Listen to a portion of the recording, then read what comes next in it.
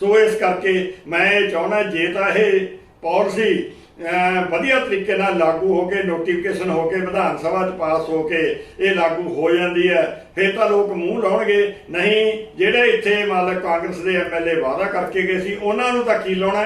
ਮੈਂ ਕਹਿੰਦਾ ਉਹਨਾਂ ਦੇ ਐਮਸੀਆਂ ਨੂੰ ਵੀ ਨਹੀਂ। ਉਹਨਾਂ ਨੇ 2 ਸਾਲ ਪਾਲਿਸੀ ਲਾਗੂ ਰਹੀ, 2 ਸਾਲ ਦੇ ਵਿੱਚ ਲੋਕਾਂ ਨੇ ਸਾਰਿਆਂ ਨੇ ਜਿਹੜੇ ਮਕਾਨ ਬਣਾ ਲਏ। ਉਸ ਤੋਂ ਬਾਅਦ ਜਦੋਂ ਇਹ ਪਾਲਿਸੀ ਵਿਡਰਾਅ ਕਰ ਲਈ ਫਿਰ ਇਹਨਾਂ ਨੇ ਨੋਟਿਸ ਕੱਢਣੇ ਸ਼ੁਰੂ ਕਰਤੇ ਜੀ ਕਮਰੇ ਢਾਓ। ਫਿਰ ਅਸੀਂ ਅੜ ਗਏ ਵੀ ਜਿਹੜੇ ਕਮਰੇ 2 ਸਾਲ ਦੇ ਵਿੱਚ ਬਣ ਗਏ ਉਹ ਕਿਵੇਂ ਢਹਿ ਸਕਦੇ ਨੇ। ਅਸੀਂ ਸਾਰੀ ਪੂੰਜੀ ਜਿਹੜੀ ਆਪਣੀ ਕਮਾਈ ਕੀਤੀ ਸੀ ਅਸੀਂ ਆਪਣੇ ਇਹਨਾਂ ਮਕਾਨਾਂ ਤੇ ਲਾਤੀ ਵੀ ਅਸੀਂ ਮਰ ਜਾਾਂਗੇ ਇੱਥੇ, ਅਸੀਂ ਕੋਈ ਕਮਰਾ ਨਹੀਂ ਢਾਵਾਂਗੇ। ਠੀਕ ਹੈ, ਜੇ ਅਸੀਂ ਕੋਈ ਸਰਕਾਰੀ ਜਗ੍ਹਾ ਦੱਬੀ ਹੈ, ਬਾਹਰ ਕੋਈ ਬੂਥ ਪਾਇਆ, ਅਸੀਂ ਕੰਧ ਦੇ ਨਾਲ ਕੋਈ ਅਪਰੋਚਮੈਂਟ ਬਾਹਰਲੇ ਪਾਸੇ ਕੀਤੀ ਹੈ ਤਾਂ ਜੋ ਮਰਜ਼ੀ ਤੁਸੀਂ ਸਾਡਾ ਢਾਹ ਦਿਓ, ਪਰ ਅਸੀਂ ਆਪਦੀ 1 ਵੀ ਇੰਚ ਜਿਹੜੀ ਜਗ੍ਹਾ ਉਹ ਢਹਿਣ ਨਹੀਂ ਦਿੰਦੇ। ਇਸ ਕਰਕੇ ਮਜਬੂਰ ਕਰਦੇ ਹੋ ਕਿਉਂਕਿ ਤੁਸੀਂ ਚਾਹੁੰਦੇ ਨਹੀਂ ਮੋਹਾਲੀ ਦਾ ਸਹੀ ਵਿਕਾਸ ਹੋਵੇ। ਤੁਸੀਂ ਚਾਹੁੰਦੇ ਹੋ ਵੀ ਡਿਵੈਲਪਰ ਜਿੰਨੇ ਵੀ ਨੇ ਉਹ ਤਰੱਕੀਆਂ ਕਰਨ ਤੇ ਜਿਹੜੇ ਵਿਚਾਰੇ ਮਿਹਨਤਕਸ਼ ਲੋਕ ਜਿਨ੍ਹਾਂ ਨੇ ਮੋਹਾਲੀ ਨੂੰ ਬਣਾਇਆ, ਜਿਨ੍ਹਾਂ ਦੇ ਕਰਕੇ ਤੁਹਾਡੇ ਚੂਲੇ ਜਲਦੇ ਨੇ, ਤੁਸੀਂ ਉਹਨਾਂ ਨੂੰ ਅੱਜ ਵੀ ਧੋਖੇ 'ਚ ਰੱਖਿਆ ਹੋਇਆ ਹੈ। ਔਰ ਸਮੇਂ ਦੀ ਸਰਕਾਰ ਤੋਂ ਸਾਨੂੰ ਸਭ ਤੋਂ ਵੱਡਾ ਰੋਸ ਹੈ ਜਦ ਸਰਕਾਰ ਨੂੰ ਇਹ ਚੀਜ਼ ਪਹਿਲੇ ਦਿਨ ਤੋਂ ਪਤਾ ਹੈ ਵੀ ਮੈਨੀਫੈਸਟੋ 'ਚ ਲਿਖੀ ਹੋਈ ਬੰਦੇ ਦੀ ਕੋਈ ਵੀ ਚੀਜ਼ ਨੂੰ ਜਿਹੜਾ ਵੀ ਕੋਈ ਸਟੇਟ ਦਾ ਬਾਸ਼ਿੰਦਾ ਹੈ ਉਹ ਅਗਰ ਉਹਨੂੰ ਵੋਟਰ ਹੈ ਜਾਂ ਉਹਨੂੰ ਰੁਝਾਉਣ ਵਾਸਤੇ ਤੁਸੀਂ ਬਣਾਇਆ ਤਾਂ ਉਹਨੂੰ ਉਸ ਤੇ ਉਹ ਮਾੜਾ ਮੋਟਾ ਤੁਹਾਨੂੰ ਅਮਲ ਤਾਂ ਕਰਨਾ ਚਾਹੀਦਾ। ਮੋਹਾਲੀ ਸ਼ਹਿਰ ਬਹੁਤ ਪੁਰਾਣਾ ਵਸਿਆ ਹੋਇਆ ਸ਼ਹਿਰ ਹੈ ਤੇ ਇੱਥੇ ਦੀਆਂ ਸਮੱਸਿਆਵਾਂ ਵੀ ਅਪਾਰ ਹਨ ਜਿਨ੍ਹਾਂ ਦੇ ਹੱਲ ਵਾਸਤੇ ਬਹੁਤ ਕੁਝ ਕੀਤੇ ਜਾਣ ਦੀ ਲੋੜ ਹੈ। ਬਹੁਤ ਸਾਰੇ ਨੇਤਾ ਜੋ ਮੋਹਾਲੀ ਵਿੱਚ ਚੋਣਾਂ ਲੜਨ ਦੇ ਦੌਰਾਨ ਵੱਡੇ ਵੱਡੇ ਵਾਅਦੇ ਲੋਕਾਂ ਨਾਲ ਕਰਦੇ ਰਹੇ ਹਨ, ਪਰ ਉਹ ਸਮੱਸਿਆਵਾਂ ਸਾਲਾਂ ਬੱਧੀ ਉਸੇ ਤਰ੍ਹਾਂ ਖੜੀਆਂ ਹਨ ਤੇ ਲੋਕ ਇੰਤਜ਼ਾਰ ਵਿੱਚ ਹਨ ਕਿ ਕਦੋਂ ਇਹ ਸਮੱਸਿਆਵਾਂ ਹੱਲ ਹੋਣਗੀਆਂ। ਇਸੇ ਸੰਬੰਧੀ ਅਸੀਂ ਇੱਕ ਨਵਾਂ ਪ੍ਰੋਗਰਾਮ ਲੈ ਕੇ ਆਏ ਹਾਂ, ਵਿਚਾਰ ਚਰਚਾ, ਜਿਹਦੇ ਵਿੱਚ ਅਸੀਂ ਵੱਖ-ਵੱਖ ਜਿਹੜੇ ਇਲਾਕੇ ਦੇ ਪਤਵੰਤੇ ਸੱਜਣ ਨੇ, ਮੋਹਤਬਰ ਨੇ ਤੇ ਇਲਾਕੇ ਦੇ ਵੱਖ-ਵੱਖ ਪਾਰਟੀਆਂ ਨੂੰ ਬਿਲੋਂਗ ਕਰਨ ਵਾਲੇ ਆਗੂ ਨੇ, ਉਹਨਾਂ ਨਾਲ ਵਿਚਾਰ ਚਰਚਾ ਕਰਾਂਗੇ ਤੇ ਕੋਸ਼ਿਸ਼ ਕਰਾਂਗੇ ਕਿ ਕਿਸੇ ਤਰੀਕੇ ਨਾਲ ਇਹਨਾਂ ਸਮੱਸਿਆਵਾਂ ਦਾ ਹੱਲ ਹੋ ਸਕੇ। ਅੱਜ ਦਾ ਜਿਹੜਾ ਸਾਡਾ ਵਿਸ਼ਾ ਹੈ ਉਹ ਹੈ ਨੀਡ ਬੇਸਡ ਪਾਲਿਸੀ।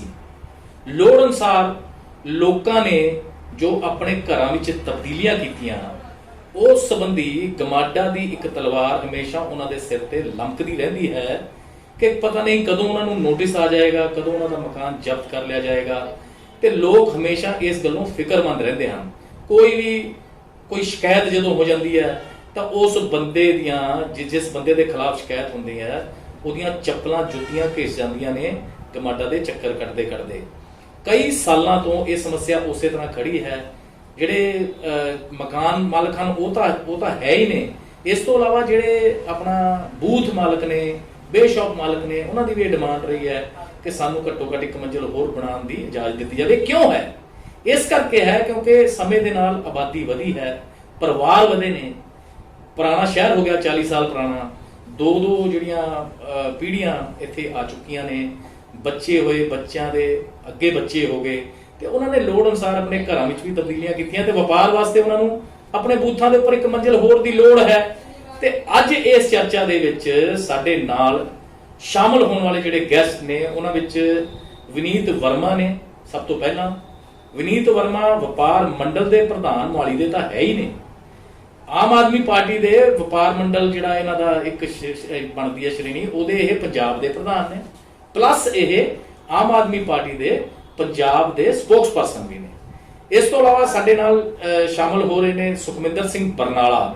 ਇਹ ਸਾਬਕਾ ਕਾਉਂਸਲਰ ਨੇ ਤੇ ਇਹਨਾਂ ਨੂੰ ਖਾਸ ਤੌਰ ਤੇ ਜਿਹੜੀ ਨੀਡ ਬੇਸਡ ਪਾਲਿਸੀ ਬਾਰੇ ਪੂਰਾ ਗਿਆਨ ਹੈ ਕਿਉਂਕਿ ਇਹ ਨੀਡ ਬੇਸਡ ਪਾਲਿਸੀ ਨੂੰ ਲੈ ਕੇ ਇਹ ਮਸਲੇ ਚੱਕਦੇ ਰਹੇ ਨੇ। ਇੱਕ ਵਾਰ ਨੀਡ ਬੇਸਡ ਪਾਲਿਸੀ ਮੋਹਾਲੀ ਵਿੱਚ ਬਣਵਾ ਵੀ ਚੁੱਕੇ ਨੇ। ਜਦੋਂ ਐਨ ਕੇ ਸ਼ਰਮਾ ਇੱਥੇ ਜ਼ਿਲ੍ਹਾ ਯੋਜਨਾ ਕਮੇਟੀ ਦੇ ਚੇਅਰਮੈਨ ਹੁੰਦੇ ਸਨ ਉਦੋਂ ਸੁਖਵਿੰਦਰ ਸਿੰਘ ਬਰਨਾਲਾ ਦੀ ਵੀ ਇਸ ਵਿੱਚ ਕਾਫੀ ਸ਼ਮੂਲੀਅਤ ਰਹੀ ਹੈ। ਤੇ ਇਸ ਤੋਂ ਇਲਾਵਾ ਜਿਵੇਂ ਜਿਵੇਂ ਸਾਡੇ ਨਾਲ ਹੋਰ ਮਹਿਮਾਨ ਜੁੜਨਗੇ ਅਸੀਂ ਤੁਹਾਡਾ ਤਾਰੂਫ ਵੀ ਉਹਨਾਂ ਨਾਲ ਕਰਾਵਾਂਗੇ। ਡਿਪਟੀ ਮੇਅਰ ਕੁਲਜੀਤ ਸਿੰਘ ਬੇਦੀ ਸਾਡੇ ਨਾਲ ਜੁੜਨਗੇ, ਉਹ ਕਾਂਗਰਸ ਪਾਰਟੀ ਵੱਲੋਂ ਆਪਣਾ ਪੱਖ ਰੱਖਣਗੇ। ਸੁਖਵਿੰਦਰ ਸਿੰਘ ਬਰਨਾਲਾ ਆਜ਼ਾਦ ਗਰੁੱਪ ਦੇ ਇਸ ਟਾਈਮ ਨੁਮਾਇੰਦੇ ਨੇ, ਉਹ ਆਜ਼ਾਦ ਗਰੁੱਪ ਦੀ ਪ੍ਰਤੀਨਿਧਤਾ ਵੀ ਕਰਨਗੇ, ਉਸ ਵੱਲੋਂ ਵੀ ਵਿਚਾਰ ਰੱਖਣਗੇ ਤੇ ਸਾਨੂੰ ਜਾਣਕਾਰੀ ਵੀ ਦੇਣਗੇ ਨੀਡ ਬੇਸਡ ਪਾਲਿਸੀ ਵਾਸਤੇ। ਤੇ ਸ਼ੁਰੂ ਕਰਦੇ ਹਾਂ।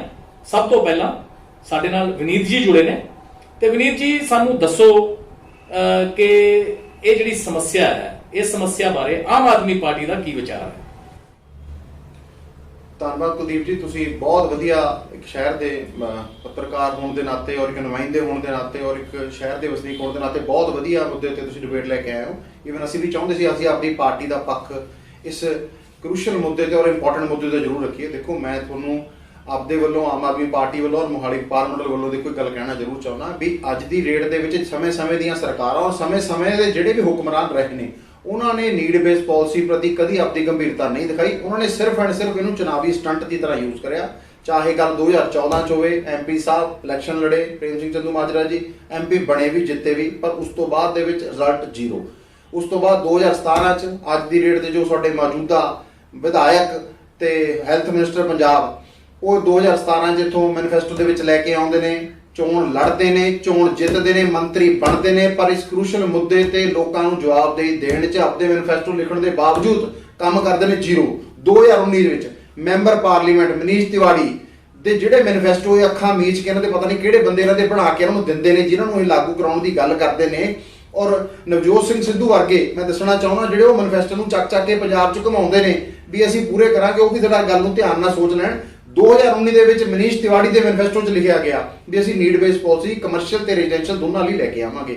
ਅੱਜ ਦੀ ਡੇਟ 'ਚ ਸਰਕਾਰ ਮੁੱਕਣ ਦੇ ਕੰਢੇ ਆ, ਪਰ ਇਹਨਾਂ ਨੇ ਇਸ ਕ੍ਰੂਸ਼ਲ ਮੁੱਦੇ ਤੇ ਜੋ ਕਿ ਹਜ਼ਾਰਾਂ ਵਪਾਰਿਕ, ਹਜ਼ਾਰਾਂ ਰਿਹਾਇਸ਼ੀ ਲੋਕਾਂ ਨੂੰ ਸਿੱਧਾ ਅਫੈਕਟ ਕਰਦਾ ਤੇ ਉਹਨਾਂ ਦੀ ਜ਼ਿੰਦਗੀ ਨੂੰ ਉਹਨੇ ਨਾਸੂਰ ਬਣਾ ਕੇ ਰੱਖਿਆ ਹੋਇਆ, ਉਸ ਤੇ ਇੱਕ ਵਰਡ ਨਹੀਂ ਬੋਲੇ ਇਹਨਾਂ ਨੇ ਕੀ ਕਾਰਵਾਈ ਕਰਨੀ ਹੈ। ਮੈਂ ਤੁਹਾਨੂੰ ਇਹਦੇ 'ਚ ਹੁਣ ਜ਼ਿਆਦਾ ਬਰੀਫਲੀ ਦੇਖੋ ਦੱਸਣਾ ਚਾਹੁੰਦਾ।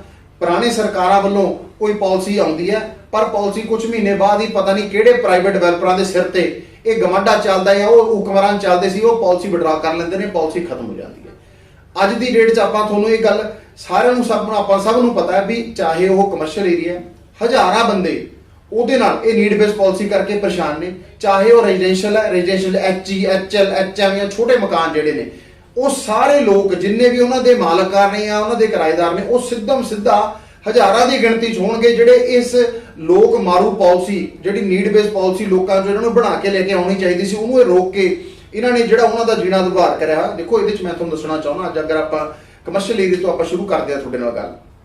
ਕਮਰਸ਼ੀਅਲ ਏਰੀਆ 'ਚ ਇੱਕ ਬੂਥ ਦੀ ਵੀ ਕੀਮਤ ਸਾਨੂੰ ਵੀ ਪਤਾ ਹੈ ਵੀ ਤੁਸੀਂ ਵੀ ਸ਼ਹਿਰ ਦੇ ਬਾਸ਼ਿੰਦੇ ਹੋ ਵੀ 60 ਲੱਖ ਤੋਂ ਸ਼ੁਰੂ ਹੋ ਜਾਂਦੀ ਹੈ। ਹੁਣ ਦੇਖੋ, ਹਰ ਇੱਕ ਬੰਦੇ ਦਾ ਪਰਿਵਾਰ ਵੱਧਦਾ, ਹੁਣ ਪਰਿਵਾਰ ਵਧਣ 'ਚ ਕਿਸੇ ਕੋਲ ਇੰਨੇ ਸਾਧਨ ਨਹੀਂ ਹੁੰਦੇ ਵੀ ਉਹ 60 ਲੱਖ ਰੁਪਇਆ ਹੋਰ ਲਵੇ ਤੇ ਨਾਲ ਦਾ ਬੂਥ ਲਵੇ। ਅੱਛਾ, ਜ਼ਰੂਰੀ ਨਹੀਂ ਉਹ ਲੈਣਾ ਚਾਹੇ ਤਾਂ ਉਹਨੂੰ ਨਾਲ ਦਾ ਬੂਥ ਮਿਲੇ ਜਿੱਥੇ ਉਹ ਵਿਚਾਰਾ ਬੜੇ ਚਿਰ ਤੋਂ ਪੰਜਾਬ ਦੀ ਔਰ ਮੋਹਾਲੀ ਦੀ ਬਿਹਤਰੀਨ ਮਾਰਕੀਟਾਂ ਉਹਨਾਂ ਵਿਚਾਰਿਆਂ ਦੇ ਮਿਹਨਤਕਸ਼ ਲੋਕਾਂ ਕਰਕੇ ਕਾਮਯਾਬ ਹੁੰਦੀ ਹੈ, ਉਹ ਜਗ੍ਹਾ ਕਿੱਥੋਂ ਲੈਣ। ਹੁਣ ਉੱਥੇ ਗੱਲ ਇਹ ਆ ਜਾਂਦੀ ਹੈ ਵੀ ਤੁਸੀਂ ਉੱਥੇ ਵਾਟਰ ਦਾ ਜਿਹੜਾ ਸਿਸਟਮ ਹੈ ਉਹ ਪ੍ਰੋਵਾਈਡ ਕੀਤਾ। ਦੱਸੋ, ਕੋਈ ਦੁਕਾਨ ਬਿਨਾਂ ਪਾਣੀ ਤੋਂ ਕੋਈ ਬੰਦਾ ਰਹਿ ਸਕਦਾ? ਔਰ ਇਹਨਾਂ ਦੀ ਪਤਾ ਨਹੀਂ ਇੰਜੀਨੀਅਰ ਵਿੰਗ ਵਾਲੇ ਕਿਆ ਖਾ ਕੇ ਇਹਨਾਂ ਦੇ JES ਜੋ ਇਹ ਭਰਤੀ ਕਰਦੇ ਨੇ, ਬਾਥਰੂਮਾਂ ਦੇ ਵਿੱਚ ਕੌਣ ਪਾਣੀ ਪੀਣ ਜਾਂਦਾ, ਔਰ ਪਬਲਿਕਲੀ ਪਾਣੀ ਦਾ ਕੀ ਪ੍ਰਬੰਧ ਹੈ। ਤੁਸੀਂ ਆਪਾਂ ਆਪਸ ਅਗਰ ਗੱਲ ਕਰੀਏ, ਦੇਖੋ ਬੂਥ ਅੱਜ ਸ਼ਹਿਰ 'ਚ ਬਣੇ ਹੋਏ ਨੇ, ਅਗਰ ਆਪਾਂ ਬੂਥ ਜਾਂ ਬੇਸ਼ੌਪ ਦੀ ਸਿੰਪਲ ਐਗਜ਼ਾਮਪਲ ਲੈ ਕੇ ਚੱਲੀਏ, ਉਹਦੇ ਵਿੱਚ ਪਾਣੀ ਬਾਥਰੂਮ 'ਚ ਇਹਨਾਂ ਦਾ ਟੱਬਰ ਜਾ ਕੇ ਕੋਈ ਪੀ ਕੇ ਦਿਖਾ ਦੂਗਾ, ਤੁਸੀਂ ਉੱਥੇ ਪਾਣੀ ਦਾ ਕਨੈਕਸ਼ਨ ਕਿਉਂ ਨਹੀਂ ਦਿੰਦੇ? ਦੂਜੇ ਪਾਸੇ ਦੇਖੋ, ਲੁੱਟ ਜਿਹੜੀ ਹੈ ਉਹ ਸਰਕਾਰਾਂ ਤੇ ਅਫਸਰ ਕਿਵੇਂ ਕਰਦੇ ਨੇ, ਆਪ ਗਮਾਡਾ ਇਹਨਾਂ ਨੂੰ ਪਰਮਿਸ਼ਨ ਨਹੀਂ ਦਿੰਦਾ, ਜਦ ਕਿ ਇਹ ਪੈਸੇ ਭਰਨ ਨੂੰ ਤਿਆਰ ਹੈ ਬੇਸ਼ੌਪ ਔਰ ਬੂਥ ਵਾਲੇ। ਮੈਂ ਮੋਹਾਲੀ ਪਾਰਲੀਮੈਂਟ ਦਾ ਪ੍ਰਧਾਨ ਆ, ਅਸੀਂ 20 ਰਿਪਰੈਜ਼ੈਂਟੇਟਿਵ ਲੈ ਕੇ ਮੌਜੂਦਾ ਮੰਤਰੀ, ਮੈਂਬਰ ਪਾਰਲੀਮੈਂਟ, ਸਰਕਾਰ ਔਰ ਗਮਾਡਾ ਕੋਲ ਗਏ ਵੀ ਤੁਸੀਂ ਸਾਡੇ ਤੋਂ ਪੈਸੇ ਲੈ ਲਓ, ਉੱਪਰ ਸਾਨੂੰ ਮੰਜ਼ਿਲ ਬਣਾਉਣ ਦੀ ਪਰਮਿਸ਼ਨ ਦਿਓ, ਸਾਨੂੰ ਬਾਥਰੂਮ ਬਣਾਉਣ ਦੀ ਪਰਮਿਸ਼ਨ ਦਿਓ, ਜਦ ਕਿ ਬਿਲਕੁਲ ਨਾਲ ਦਾ, ਚਾਹੇ ਉਹ ਚੰਡੀਗੜ੍ਹ ਹੈ, ਪੰਚਕੂਲਾ, ਉਹਨਾਂ ਕੋਲ ਆਲਰੇਡੀ ਪਰਮਿਸ਼ਨ ਹੈਗੀਆਂ ਨੇ। ਪੰਚਕੂਲਾ ਤਾਂ ਆਲਰੇਡੀ ਨਕਸ਼ੇ ਪਾਸ ਕਰ ਰਿਹਾ ਲੋਕਾਂ ਤੋਂ ਫੀਸ ਲੈ ਕੇ, ਔਰ ਫੀਸ ਵਪਾਰੀ ਦੇਣ ਨੂੰ ਤਿਆਰ ਨੇ। ਇਹ ਫੀਸਾਂ ਕਿਉਂ ਨਹੀਂ ਲੈਂਦੇ? ਹੁਣ ਇਹਦੇ 'ਚ ਮੈਂ ਤੁਹਾਨੂੰ ਦੱਸਦਾ, ਇਹ ਫੀਸਾਂ ਲੈ ਕੇ ਕਿਉਂ ਨਹੀਂ ਤੁਹਾਨੂੰ ਉੱਪਰਲੀ ਮੰਜ਼ਿਲ ਅਲਾਉ ਕਰਦੇ, ਕਿਉਂਕਿ ਇਹ ਸਾਰੇ ਜਿਹੜਾ ਹੁਕਮਰਾਨ ਤੇ ਜਿਹੜੇ ਅਫਸਰ ਸਾਹਿਬਾਨ ਨੇ, ਇਹ ਪ੍ਰਾਈਵੇਟ ਡਿਵੈਲਪਰਾਂ ਦੇ ਦਿੱਤੇ ਹੋਏ ਖਾਣੇ ਨਾਲ ਇਹਨਾਂ ਦੇ ਰੋਜ਼ਗਾਰ ਚੱਲਦੇ ਨੇ, ਉਹਨਾਂ ਦੇ ਖਾਣੇ ਨਾਲ ਇਹਦਾ ਢਿੱਡ ਪੱਕਦਾ। ਅੱਜ ਦੀ ਰੇਟ 'ਚ ਗਮਾਟਾ, ਅੱਜ ਤੁਸੀਂ 78 ਚਲੇ ਜਾਓ, 5 ਫੇਜ਼ ਚਲ ਜਾਓ ਔਰ 79 ਚਲ ਜਾਓ, ਕਿਤੇ ਵੀ ਮੋਹਾਲੀ 'ਚ ਜਿਹੜੇ ਗਮਾਟਾ, ਇਹਨਾਂ ਦੇ ਬੂਥ ਗਮਾਟਾ ਆਪ ਜਦੋਂ 2 ਸਟੋਰੀ ਬਣਾ ਸਕਦਾ ਤਾਂ ਪੁਰਾਣਿਆਂ ਨੂੰ ਪਰਮਿਸ਼ਨ ਕਿਉਂ ਨਹੀਂ ਹੋ ਸਕਦੀ? ਪ੍ਰਾਈਵੇਟ ਡਿਵੈਲਪਰਾਂ ਨੇ ਇਹੋ ਜਿਹਾ ਇਹਨਾਂ ਨੂੰ ਕੀ ਮਾਲੀਆ ਦਿੰਦੇ ਨੇ ਉਹ ਵੀ ਉਹਨਾਂ ਨੂੰ ਇਹ ਬਕਾਇਦਾ ਤੌਰ ਤੇ ਪਰਮਿਸ਼ਨ ਦਿੰਦੇ ਨੇ ਵੀ ਉਹ ਡਬਲ ਸਟੋਰੀ ਬਣਾਉਣ ਔਰ ਬਣਾ ਕੇ ਵੇਚਣ। ਤਾਂ ਪੁਰਾਣੇ ਮੋਹਾਲੀ ਨਾਲ ਇਹ ਕਿਉਂ ਵਿਤਕਰਾ? ਜਦ ਕਿ ਪੁਰਾਣੇ ਮੋਹਾਲੀ ਨੂੰ ਇਹਨਾਂ ਨੂੰ, ਜਿਨ੍ਹਾਂ ਨੂੰ ਇਹਨਾਂ ਨੇ ਆਪ ਕੱਟਿਆ, ਜਿਨ੍ਹਾਂ ਦੇ ਇੰਜੀਨੀਅਰਿੰਗ ਵਿੰਗਾਂ ਨੇ ਆਪ ਦਿਮਾਗ ਲਾ ਕੇ ਸੋਚ ਕੇ ਕੱਟੇ ਨੇ ਵੀ ਇਹਨਾਂ ਨੂੰ ਕੱਲ ਨੂੰ ਪਾਣੀ ਵੀ ਚਾਹੀਦਾ, ਇਹਨਾਂ ਨੂੰ ਪਾਰਕਿੰਗ ਵੀ ਚਾਹੀਦੀ ਆ, ਤਾਂ ਇਹਨਾਂ ਬੇਸ਼ੌਪ ਜਾਂ ਬੂਥ ਵਾਲਿਆਂ ਨੂੰ ਇਹ ਵਿਤਕਰਾ ਕਿਉਂ? ਪ੍ਰਾਈਵੇਟ ਡਿਵੈਲਪਰਾਂ ਦੇ ਨਾਲ ਤੁਸੀਂ ਕਿਉਂ ਰਲੇ ਹੋ? ਤੁਸੀਂ ਉਹ ਲੱਖਾਂ ਬੰਦਿਆਂ ਦਾ ਰੁਜ਼ਗਾਰ, ਉਹਨਾਂ ਦੇ ਫੈਮਿਲੀ ਨੂੰ ਨੀਡ ਬੇਸ ਪਾਲਿਸੀ ਲਿਆ ਕੇ ਉੱਪਰਲੀਆਂ ਮੰਜ਼ਿਲਾਂ ਲਾਓ ਕਿਉਂ ਨਹੀਂ ਕਰਦੇ? ਇਸ ਕਰਕੇ ਨਹੀਂ ਕਰਦੇ। ਤੁਸੀਂ ਮਿਲੇ ਹੋਏ ਹੋ ਹੁਕਮਰਾਨ ਜਿਹੜੇ ਅੱਜ ਮੈਨੀਫੈਸਟੋ 'ਚ ਲਿਖ ਸਕਦੇ ਨੇ, ਅੱਜ ਮੂੰਹ 'ਚ ਦਹੀਂ ਜਮਾ ਕੇ ਬੈਠੇ ਨੇ, ਇਲੈਕਸ਼ਨ ਨੇੜੇ ਆ, ਤੁਸੀਂ ਦੇਖਿਓ ਉਰੇ ਇਹ ਫਿਰ ਇਲੈਕਸ਼ਨਾਂ 'ਚ ਉਹਨੂੰ ਮੁੱਦਾ ਬਣਾਉਣਗੇ। ਪਰ ਜਿਨ੍ਹਾਂ ਨੇ 5 ਸਾਲ ਨਹੀਂ ਕਰਿਆ ਉਹ ਵਪਾਰੀ ਕਿਆ ਲੋਕ ਵੀ ਅੱਜ ਦੀ ਰੇਟ 'ਚ ਜਾਣਦੇ ਨੇ ਵੀ ਇਹਨਾਂ ਨੇ ਨਾ 5 ਸਾਲ ਹੋਏ ਕਰਿਆ ਨਾ 5 ਸਾਲ ਅਗਲਾ ਕਰਨਾ। ਸੈਕੰਡਲੀ ਹੁਣ ਆਪਾਂ ਆ ਜਾਈਏ ਰੈਜ਼ੀਡੈਂਸ਼ੀਅਲ ਏਰੀਆ 'ਚ। ਦੇਖੋ ਰੈਜ਼ੀਡੈਂਸ਼ੀਅਲ ਏਰੀਆ ਦੀ ਤੁਹਾਨੂੰ ਮੈਂ ਹਾਲਤ ਦੱਸ ਕੇ ਮਤਲਬ ਮੈਨੂੰ ਇੰਨਾ ਦੁੱਖ ਹੁੰਦਾ, ਪਰਿਵਾਰ ਹਰ ਇੱਕ ਦਾ ਵੱਧਦਾ। ਗਮਾਡਾ ਕਹਿੰਦੀ ਆ ਜਿਹਨੇ ਅੱਜ ਦੀ ਰੇਟ 'ਚ ਸ਼ਹਿਰ ਬਣਾਇਆ, ਉਹ ਕਹਿੰਦੀ ਆ ਵੀ ਚਾਹੇ HL HM ਹੈ ਇਹ ਪੁਰਾਣੇ ਤਰੀਕੇ ਨਾਲ ਹੀ ਬਣਨਗੇ, ਇਹਦੇ 'ਚ ਕਿਟ ਵੀ ਨਹੀਂ ਲੱਗ ਸਕਦੀ। ਉਹਨਾਂ ਦੇ ਨਕਸ਼ੇ ਪਾਸ ਨਹੀਂ ਕਰਦੇ। ਹੁਣ ਜਿਨ੍ਹਾਂ ਦੇ ਪਰਿਵਾਰ ਵਧੇ ਉਹ ਅਗਰ ਤੀਜੀ ਮੰਜ਼ਿਲ ਬਣਾਉਣਾ ਚਾਹਣ ਤਾਂ ਗਮਾਡਾ ਉਹਨੂੰ ਤੀਜੀ ਮੰਜ਼ਿਲ ਬਣਾਉਣ ਦੀ ਆਗਿਆ ਨਹੀਂ ਦਿੰਦੀ। ਈਵਨ ਟੂ ਈਵਨ ਤੁਸੀਂ ਅਗਰ HM ਦੇ ਵਿੱਚ ਜਾ ਕੇ ਵੇਖੋਗੇ ਜਿਹੜੇ ਕੈਟਾਗਰੀ ਹਾਊਸਿਸ ਨੇ ਉਹਦੇ 'ਚ ਜੇ 6 ਮਰਲਾ ਹੋ ਜਗ੍ਹਾ ਤਾਂ ਗਮਾਡਾ ਨੇ 2 ਮੰਜ਼ਿਲਾਂ ਹੀ ਬਣਾ ਕੇ ਤੇ 4 ਮਰਲੇ ਦੇ ਪਿੱਛੇ ਵਿਹੜੇ ਛੱਡੇ। ਉਹ ਅਗਰ ਉਹਦਾ ਪਰਿਵਾਰ ਵੱਧਦਾ, ਉਹਦਾ ਬੱਚਿਆਂ ਦੇ ਮੈਰਿਜ ਹੁੰਦੀ ਹੈ, ਉਹਨਾਂ ਦੇ ਘਰ ਦੇ ਵਿੱਚ ਹੋਰ ਨਵੇਂ ਕੋਈ ਜੀ ਆਉਂਦੇ ਨੇ ਤਾਂ ਉਹ ਪਰਿਵਾਰ ਨੂੰ ਵਧਾਉਣ ਲਈ ਅਗਰ ਉਹ ਪਿੱਛੇ ਕਮਰਾ ਪਾਉਣ ਨੂੰ ਵੀ ਤਿਆਰ ਨੇ ਔਰ ਗਮਾਡਾ ਨੂੰ ਪੈਸੇ ਦੇਣ ਨੂੰ ਤਿਆਰ ਨੇ ਆਪਣੀ ਜਗ੍ਹਾ 'ਚ, ਕੋਈ ਸਰਕਾਰੀ ਜਗ੍ਹਾ 'ਚ ਨਹੀਂ, ਤਾਂ ਉਹਦੇ ਵਿੱਚ ਵੀ ਗਮਾਡਾ ਪੈਸੇ ਲੈ ਕੇ ਨਕਸ਼ੇ ਪਾਸ ਕਰਕੇ ਇਹ ਨੀਡ ਬੇਸ ਪਾਲਿਸੀ ਲਿਆ ਕੇ ਉਹਨਾਂ ਨੂੰ ਤੀਜੀ ਮੰਜ਼ਿਲ ਬਣਾਉਣ ਦਾ ਜਾਂ ਜਿਹੜੀ ਉਹਨਾਂ ਦੀਆਂ ਉਸਾਰੀਆਂ ਹੋਈਆਂ ਨੇ ਉਹਨੂੰ ਰੈਗੂਲਰ ਕਿਉਂ ਨਹੀਂ ਕਰਦੀ? ਕਿਉਂਕਿ ਇਹ ਸਕ੍ਰਿਪਟ ਨੇ। ਇਹ ਅੱਜ ਦੀ ਰੇਟ 'ਚ ਅੱਜ ਮੈਂ ਤੁਹਾਨੂੰ ਲੈ ਕੇ ਚੱਲਦਾ ਮੇਰੇ ਨਾਲ, ਚਲੋ ਮੋਹਾਲੀ ਦੇ ਵਿੱਚ ਕਿਹੜਾ HM ਹੈ ਜੇ HL ਹੈ ਜਾਂ HE ਦਾ ਮਕਾਨ ਹੈ ਜਿਹੜਾ ਪੁਰਾਣੇ ਸਟਰਕਚਰ ਤੇ ਬਣਿਆ ਹੋਇਆ, ਬਣ ਸਾਰੇ ਨਵੇਂ ਗਏ। ਪਰ ਜੇ ਉਹ ਗਮਾਡਾ ਉਹਨੂੰ ਰੈਗੂਲਰਾਈਜ਼ ਕਰਦੀ ਹੈ ਤਾਂ ਲੋਕਾਂ ਨੂੰ ਰਾਹਤ ਮਿਲਦੀ ਹੈ, ਇਹਨਾਂ ਨੂੰ ਤਕਲੀਫ ਹੁੰਦੀ ਹੈ ਵੀ ਲੋਕਾਂ ਨੂੰ ਰਾਹਤ ਆਪਾਂ ਦੇਣੀ ਕਿਉਂ ਨਹੀਂ। ਦੂਸਰੀ ਗੱਲ, ਇਹਨਾਂ ਨੂੰ ਇਹ ਲੱਗਦਾ ਵੀ ਜੇ ਇਹ ਲੋਕਾਂ ਨੂੰ ਰਾਹਤ ਮਿਲ ਗਈ ਤਾਂ ਜਿਹੜੇ JESD ਉਹਨਾਂ ਦੇ ਫੁਰਫੁਰ ਕਰਕੇ ਲੋਕਾਂ ਦੇ ਘਰਾਂ 'ਚ ਵੜ ਕੇ 20-30 ਹਜ਼ਾਰ ਰੁਪਇਆ ਲੈਂਦੇ ਨੇ, ਜਦੋਂ ਬੰਦੇ ਉੱਪਰ ਮਕਾਨ ਆਪਦੀ ਮਿਹਨਤ ਦੀ ਕਮਾਈ ਨਾਲ ਬਣਾਉਂਦੇ ਨੇ ਤਾਂ ਉਹ ਉਹਨਾਂ ਦੀ ਕਮਾਈ ਮੁੱਕਦੀ ਆ, ਉਹ ਇਹਨਾਂ ਦੇ ਇਲੀਗਲ ਪੈਸੇ ਮੁੱਕਦੇ ਨੇ। ਸੋ ਇਹ ਆਪਦਾ ਚਾਹੇ ਉਹ ਗਮਾਡਾ ਚਾਹੇ ਉਹ ਅਫਸਰ ਸਾਹਿਬਾਨ ਗਮਾਡਾ ਦੇ ਟੌਪ ਮੋਸਟ ਹੋਣ, ਕਿਆ ਉਹਨਾਂ ਨੂੰ ਦਿਖਦਾ ਨਹੀਂ ਵੀ ਅੱਜ ਦੀ ਰੇਟ ਸਾਰਾ ਸ਼ਹਿਰ ਜਿਹੜਾ ਹੈਗਾ, ਸਾਰਾ ਸ਼ਹਿਰ ਦਾ ਜਿਹੜਾ ਲੋਕਾਂ ਨੇ ਆਪਦੇ ਨੀਡ ਬੇਸ ਦੇ ਨਾਲ, ਤੁਹਾਡੀ ਨੀਡ ਬੇਸ ਦੀ ਇੱਕ ਵਾਰੀ ਲਾਰੇ ਵਾਲੀ ਪਾਲਿਸੀ ਨਾਲ ਵੀ ਬਹੁਤ ਲੋਕਾਂ ਨੇ ਬਣਾ ਲਏ, ਉਹਦੇ ਬਾਅਦ ਤੁਸੀਂ ਵਿਡਰਾਅ ਕਰ ਲਈ। ਤੇ ਅੱਜ ਦੀ ਰੇਟ 'ਚ ਅਗਰ ਕਿਸੇ ਦਾ ਪਰਿਵਾਰ ਵੱਧਦਾ ਉਹ ਤੀਜੀ ਮੰਜ਼ਿਲ ਆਪਣੇ ਘਰ 'ਚ ਬਣਾਉਂਦਾ, ਤੁਹਾਨੂੰ ਕੀ ਤਕਲੀਫ ਹੈ? ਤੁਸੀਂ ਉਹ ਤੋਂ ਮਾੜੀ ਮੋਟੀ ਰੈਵਨਿਊ ਲੈ ਕੇ ਉਹਦਾ ਨਕਸ਼ਾ ਪਾਸ ਕਰੋ, ਉਹ ਵਿਚਾਰੇ ਨੂੰ ਲੋਨ ਮਿਲੇ, ਉਹਨੇ ਕੱਲ ਨੂੰ ਆਪਣਾ ਬੱਚੇ ਨੂੰ ਬਾਹਰ ਪੜ੍ਹਨ ਭੇਜਣਾ ਹੈ, ਉਹਦਾ ਨਕਸ਼ਾ ਪਾਸ ਹੋਵੇ। ਤੁਸੀਂ ਉਹਨਾਂ ਨੂੰ ਇਲੀਗਲ ਕੰਮ ਕਰਨ ਤੇ ਮਜਬੂਰ ਕਰਦੇ ਹੋ। ਇਸ ਕਰਕੇ ਮਜਬੂਰ ਕਰਦੇ ਹੋ ਕਿਉਂਕਿ ਤੁਸੀਂ ਚਾਹੁੰਦੇ ਨਹੀਂ ਮੋਹਾਲੀ ਦਾ ਸਹੀ ਵਿਕਾਸ ਹੋਵੇ। ਤੁਸੀਂ ਚਾਹੁੰਦੇ ਹੋ ਵੀ ਡਿਵੈਲਪਰ ਜਿੰਨੇ ਵੀ ਨੇ ਉਹ ਤਰੱਕੀਆਂ ਕਰਨ ਤੇ ਜਿਹੜੇ ਵਿਚਾਰੇ ਮਿਹਨਤਕਸ਼ ਲੋਕ ਜਿਨ੍ਹਾਂ ਨੇ ਮੋਹਾਲੀ ਨੂੰ ਬਣਾਇਆ, ਜਿਨ੍ਹਾਂ ਦੇ ਕਰਕੇ ਤੁਹਾਡੇ ਚੂਲੇ ਜਲਦੇ ਨੇ, ਤੁਸੀਂ ਉਹਨਾਂ ਨੂੰ ਅੱਜ ਵੀ ਧੋਖੇ 'ਚ ਰੱਖਿਆ ਹੋਇਆ ਹੈ। ਔਰ ਸਮੇਂ ਦੀ ਸਰਕਾਰ ਤੋਂ ਸਾਨੂੰ ਸਭ ਤੋਂ ਵੱਡਾ ਰੋਸ ਹੈ ਜਦ ਸਰਕਾਰ ਨੂੰ ਇਹ ਚੀਜ਼ ਪਹਿਲੇ ਦਿਨ ਤੋਂ ਪਤਾ ਹੈ ਵੀ ਮੈਨੀਫੈਸਟੋ 'ਚ ਲਿਖੀ ਹੋਈ ਬੰਦੇ ਦੀ ਕੋਈ ਵੀ ਚੀਜ਼ ਨੂੰ ਜਿਹੜਾ ਵੀ ਕੋਈ ਸਟੇਟ ਦਾ ਬਾਸ਼ਿੰਦਾ ਹੈ ਉਹ ਅਗਰ ਉਹਨੂੰ ਵੋਟਰ ਹੈ ਜਾਂ ਉਹਨੂੰ ਰੁਝਾਉਣ ਵਾਸਤੇ ਤੁਸੀਂ ਬਣਾਇਆ ਤਾਂ ਉਹਨੂੰ ਉਸ ਤੇ ਉਹ ਮਾੜਾ ਮੋਟਾ ਤੁਹਾਨੂੰ ਅਮਲ ਤਾਂ ਕਰਨਾ ਚਾਹੀਦਾ। ਤੁਸੀਂ ਬਿਲਕੁਲ ਚੁੱਪ ਰਹੇ। ਸੋ ਅੱਜ ਦੀ ਡੇਟ ਦੇ ਵਿੱਚ ਇਹ ਨੀਡ ਬੇਸ ਪਾਲਿਸੀ ਜਿਹੜੀ ਹੈ ਇਹ ਸਿਰਫ ਐਂਡ ਸਿਰਫ ਮੌਜੂਦਾ ਸਰਕਾਰਾਂ ਲਈ ਵੋਟ ਬੈਂਕ ਪੋਲਿਟਿਕਸ ਤੋਂ ਵੱਧ ਕੇ ਕੱਖ ਨਹੀਂ। ਆਮ ਆਦਮੀ ਪਾਰਟੀ ਪੰਜਾਬ ਦੇ ਵਿੱਚ ਸੱਤਾ ਵਿੱਚ ਆਂਦੀ ਹੈ ਤਾਂ ਫਿਰ ਆਮ ਆਦਮੀ ਪਾਰਟੀ ਲੋਕਾਂ ਨੂੰ ਕੀ ਵਿਸ਼ਵਾਸ ਦਿਵਾਉਂਦੀ ਹੈ? ਕਿਉਂਕਿ ਇਹ ਸਿਰਫ ਕੱਲਾ ਮੋਹਾਲੀ ਦਾ ਇਸ਼ੂ ਨਹੀਂ ਹੈਗਾ, ਪੂਰੇ ਪੰਜਾਬ ਦਾ ਇਸ਼ੂ ਹੈ। ਜਿਹੜੀ ਦੇਸ਼ ਦਾ ਅਲੱਗ-ਅਲੱਗ ਸ਼ਹਿਰਾਂ ਵਿੱਚ ਇਸੇ ਤਰੀਕੇ ਨਾਲ ਮਕਾਨ ਬਣੇ ਹੋਏ, ਸਾਰੇ ਦੇ ਉੱਪਰ ਇਸੇ ਤਰੀਕੇ ਨਾਲ ਚੱਲਦਾ। ਮੋਹਾਲੀ 'ਚ ਅਸੀਂ ਖਾਸ ਤੌਰ ਤੇ ਮੋਹਾਲੀ 'ਚ ਬੈਠੇ ਹਾਂ, ਇਸ ਕਰਕੇ ਮੋਹਾਲੀ ਦੀ ਗੱਲ ਕਰਦੇ ਹਾਂ। ਤੁਸੀਂ ਇਹ ਦੱਸੋ ਵੀ ਆਮ ਆਦਮੀ ਪਾਰਟੀ ਇਹਦੇ ਬਾਰੇ ਆਪਣਾ ਕੀ ਰੱਖਦੀ ਹੈ, ਰਾਏ ਕੀ ਹੈ? ਦੇਖੋ, ਆਮ ਆਦਮੀ ਪਾਰਟੀ ਲੋਕਾਂ ਦੇ ਪ੍ਰਤੀ ਪੂਰੀ ਗੰਭੀਰ ਹੈ। ਸਾਡੇ ਮਾਣਯੋਗ ਦਿੱਲੀ ਦੇ ਮੁੱਖ ਮੰਤਰੀ ਸਾਹਿਬ ਨੇ ਜਿਹੜੇ ਵੀ ਮੈਨੀਫੈਸਟੋ 'ਚ ਵਾਅਦੇ ਕਰੇ ਜਾਂ ਜਿਹੜੇ ਵੀ ਲੋਕਾਂ ਨੂੰ ਪ੍ਰੋਮਿਸ ਕਰੇ ਉਹ ਬਿਲਕੁਲ ਉਹਨਾਂ ਨੇ ਇਨ ਬਿਨੂ ਦੀ ਪਾਲਣਾ ਕਰੀ ਹੈ। ਔਰ ਇਹ ਨਹੀਂ ਵੀ 4.5 ਸਾਲ ਕੈਪਟਨ ਵਾਂਗੂ ਪਹਾੜਾਂ ਤੇ ਜਾ ਕੇ ਬੈਠੇ ਰਹੇ, ਉਹਨਾਂ ਨੇ ਵਿਦਿਨ 2 ਮਹੀਨੇ ਜਾਂ 3 ਮਹੀਨੇ ਦੇ ਅੰਦਰ ਅੰਦਰ ਉਹ ਸਾਰੀ ਚੀਜ਼ਾਂ ਲਾਗੂ ਕਰੀਆਂ। ਮੈਂ ਆਮ ਆਦਮੀ ਪਾਰਟੀ ਵੱਲੋਂ ਤੁਹਾਨੂੰ ਪੂਰੇ ਪੰਜਾਬ ਦੇ ਬਸ਼ਿੰਦਿਆਂ ਨੂੰ ਇਹ ਵਿਸ਼ਵਾਸ ਦਿਵਾਉਣਾ ਵੀ ਨੀਡ ਬੇਸ ਪਾਲਿਸੀ ਦਾ ਜਿਹੜਾ ਇੰਪੋਰਟੈਂਟ ਮੈਟਰ ਹੈ, ਜਿਹੜਾ ਤੁਹਾਡੇ ਸਿੱਧਾ ਤੁਹਾਡੇ ਪਰਿਵਾਰਾਂ ਨੂੰ ਇਫੈਕਟ ਕਰਦਾ, ਅਸੀਂ ਇਹਨੂੰ ਮੈਨੀਫੈਸਟੋ 'ਚ ਵੀ ਲਿਆਵਾਂਗੇ। ਔਰ ਮੈਨੀਫੈਸਟੋ 'ਚ ਲਿਆ ਕੇ ਅਸੀਂ ਸਰਕਾਰ ਬਣੀ ਤੇ ਤੁਹਾਡੇ ਸਭ ਦੇ ਆਸ਼ੀਰਵਾਦ, ਜੇ ਸਾਡੀ ਸਰਕਾਰ ਤੁਸੀਂ ਸਾਰੇ ਬਣਾਉਣੇ ਹੋ ਤਾਂ ਅਸੀਂ 1 ਮਹੀਨੇ ਦੇ ਅੰਦਰ ਅੰਦਰ ਇਹਨੂੰ ਲਾਗੂ ਕਰਾਂਗੇ ਔਰ ਬੜੇ ਘੱਟ ਪੈਸਿਆਂ 'ਚ ਵੀ ਕਰਾਂਗੇ। ਇਹ ਨਹੀਂ ਵੀ ਅਸੀਂ ਕੋਈ ਤੁਹਾਨੂੰ ਸਰਕਾਰਾਂ ਵਾਂਗੂ ਵੀ ਹਾਂ ਅੱਜ ਦੀ ਰੇਟ 'ਚ ਆ ਗਏ ਤਾਂ ਕੱਲ ਨੂੰ ਲੁੱਟਣ ਦੇ ਜ਼ਰੀਏ ਬਣਾ ਦਾਂਗੇ। ਅਸੀਂ ਬਿਲਕੁਲ ਨੋਮੀਨਲ ਚਾਰजेस ਰੱਖਾਂਗੇ, ਉਹਨੇ ਕਿ ਜਿਹੜੇ ਤੁਸੀਂ ਦੇ ਵੀ ਸਕੋ ਔਰ ਤੁਹਾਡਾ ਜਿਹੜਾ ਘਰ ਪਰਿਵਾਰ ਹੈ ਉਹ ਸਹੀ ਤਰੀਕੇ ਨਾਲ ਆਪਦੀ ਗੁਜ਼ਰ ਬਸਰ ਕਰ ਸਕੇ ਔਰ ਤੁਹਾਨੂੰ ਇਹ ਲੁੱਟੂ ਟੋਲਿਆਂ ਤੋਂ ਰਿਸ਼ਵਤ ਦੇ ਕੇ ਆਪਦੀ ਜਾਨ ਨਾ ਬਚਾਣੀ ਪਵੇ ਔਰ ਤੁਹਾਡੇ ਜਿਹੜੇ ਘਰਾਂ ਦੇ ਵਿੱਚ ਤੁਹਾਨੂੰ ਸਕੂਨ ਦਿਲੀ ਜਾਵੇ।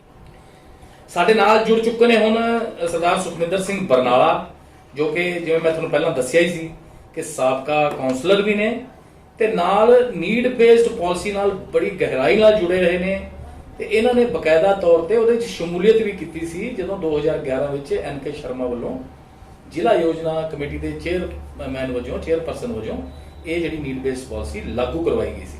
ਬਰਨਾਲਾ ਸਾਹਿਬ ਸਾਨੂੰ ਦੱਸੋ ਵੀ ਇਹ ਨੀਡ ਬੇਸਡ ਪਾਲਿਸੀ ਕੀ ਸੀ ਤੇ ਕਿਉਂ ਇਹ ਲਾਗੂ ਹੋਣ ਤੋਂ ਬਾਅਦ ਖਾਰਜ ਹੋਈ, ਤੇ ਹੁਣ ਲੋਕਾਂ ਦੀ ਡਿਮਾਂਡ ਤਾਂ ਉਹੀ ਉਸ ਤਰੀਕੇ ਨਾਲ ਹੀ ਕਾਇਮ ਹੈ, ਬਟ ਨੇਤਾ ਆਉਂਦੇ ਨੇ ਜਾਂਦੇ ਨੇ ਤੇ ਵਾਅਦੇ ਵੀ ਬਹੁਤ ਕਰਦੇ ਨੇ, ਪਰ ਲੋਕਾਂ ਦੀ ਇਹ ਜਿਹੜੀ ਡਿਮਾਂਡ ਹੈ ਇਹ ਜਿਹੜੀ ਪੂਰੀ ਨਹੀਂ ਹੋ ਰਹੀ। ਇਸ ਤਰ੍ਹਾਂ ਵੀ ਨੀਡ ਬੇਸ ਪਾਲਿਸੀ ਦਾ ਮਤਲਬ ਹੈ ਬਈ ਸਾਨੂੰ ਟਾਈਮ ਟੂ ਟਾਈਮ ਅਸੀਂ ਹਰ ਇੱਕ ਚੀਜ਼ ਨੂੰ ਅਪਡੇਟ ਕਰਦੇ ਹਾਂ, ਕੋਈ ਵੀ ਚੀਜ਼ ਅਸੀਂ ਅਪਡੇਟ ਕਰਦੇ ਹਾਂ।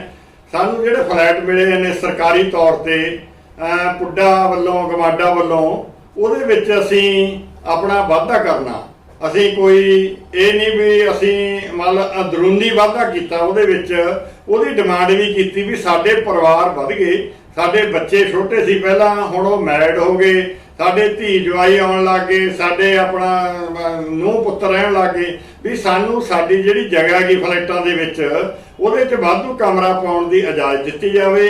ਜੇ ਕਿਸੇ ਕੋਲੇ 14x12 ਦਾ ਜਗ੍ਹਾ ਉਹਦੇ ਵਿੱਚ 14x12 ਦੇ ਦਿਓ, ਜੇ 10x10 ਹੈ 10x10 ਦੇ ਦਿਓ। ਇੱਕ ਤਾਂ ਹੈਗੀ ਸੀ ਰੂਮ ਦੀ, ਇੱਕ ਹੈਗੀ ਸੀ ਪ੍ਰੋਵੀਜ਼ਨ ਅਸੀਂ ਮੰਗੀ ਨਾਲ ਬਾਥਰੂਮ ਦੀ, ਪਲੱਸ ਪਹਿਲਾਂ ਇਹ ਫਰੰਟ ਐਂਟਰੀ ਗੇਟ ਤੇ ਵੀ ਇਤਰਾਜ਼ ਕਰਦੇ ਸੀ ਵੀ ਤੁਸੀਂ 8 ਫੁੱਟ ਤੋਂ 6 ਫੁੱਟ ਤੋਂ ਕਿਉਂ ਵਧਾ ਲਿਆ ਜੀ। ਉਹ ਅਸੀਂ ਟਾਈਮ ਟੂ ਟਾਈਮ ਪਹਿਲਾਂ 12 ਫੁੱਟ ਦੀ ਡਿਮਾਂਡ ਰੱਖੀ ਸੀ, ਫਿਰ ਜਿਉਂ-ਜਿਉਂ ਗੱਡੀਆਂ ਵੱਡੀਆਂ ਹੁੰਦੀਆਂ ਗਈਆਂ ਅਸੀਂ 16 ਫੁੱਟ ਦੀ ਡਿਮਾਂਡ ਰੱਖੀ, ਤੇ ਫਰੰਟ ਵਿਹੜੇ ਦੇ ਉੱਤੇ ਸ਼ੈੱਡ ਦੀ ਪ੍ਰੋਵੀਜ਼ਨ ਟੈਂਪਰੇਰੀ ਸ਼ੈੱਡ ਜਿਹੜਾ ਬਰਸਾਤ ਵਾਸਤੇ ਹੈ, ਤੇ 3 ਫੁੱਟ ਦਾ ਕੈਂਟੀਲੀਵਰ ਰੱਖਿਆ ਸੀ। ਇਹ ਪ੍ਰੋਵੀਜ਼ਨ ਅਸੀਂ ਜਿਹੜੀ ਮੰਗੀ ਸੀਗੀ।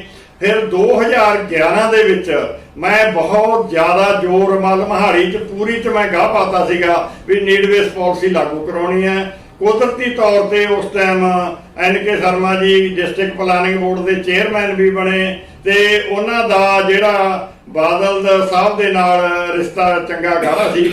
ਮੈਂ ਉਹਨਾਂ ਨੂੰ ਮਨਾਇਆ ਤੇ ਸ਼ਰਮਾ ਜੀ ਕਹਿੰਦੇ ਬਰਨਾਲਾ ਜੀ ਵੱਡੇ ਬਾਦਲ ਨੂੰ ਕਨਵਿੰਸ ਕਰ ਲਈ ਤੂੰ ਵੀ ਉੱਥੇ ਆਪਾਂ CA ਸਾਹਿਬ ਨੂੰ ਬੁਲਾ ਲਾਂਗੇ ਵੀ ਫੇਰ ਇਹ ਪਾਲਿਸੀ ਲਾਗੂ ਹੋ ਸਕਦੀ ਹੈ ਜੇ ਤੂੰ ਕਨਵਿੰਸ ਕਰ ਲੇਗਾ। ਮੈਂ ਵੱਡੇ ਬਾਦਲ ਸਾਹਿਬ ਨੂੰ ਕਨਵਿੰਸ ਕੀਤਾ ਵੀ ਤੁਸੀਂ ਕੋਠੀਆਂ ਵਾਲਿਆਂ ਨੂੰ 60%, ਫਿਰ 65%, ਫਿਰ 70% ਦਿੱਤਾ, ਬੜੀ ਵਧੀਆ ਗੱਲ ਹੈ ਕਿਉਂਕਿ ਉਹਨਾਂ ਨੂੰ ਵੀ ਜ਼ਰੂਰਤ ਹੈਗੀ। ਠੀਕ ਹੈ, ਸਾਨੂੰ ਜ਼ਰੂਰਤ ਸਾਨੂੰ ਵੀ ਹੈ, ਸਾਨੂੰ ਵੀ ਤੁਸੀਂ ਨੀਡ ਬੇਸ ਪਾਲਿਸੀ ਲਾਗੂ ਕਰੋ। ਉਹ ਕਹਿੰਦੇ ਚਾਹੁੰਦੇ ਕੀ ਹੋ ਤੁਸੀਂ?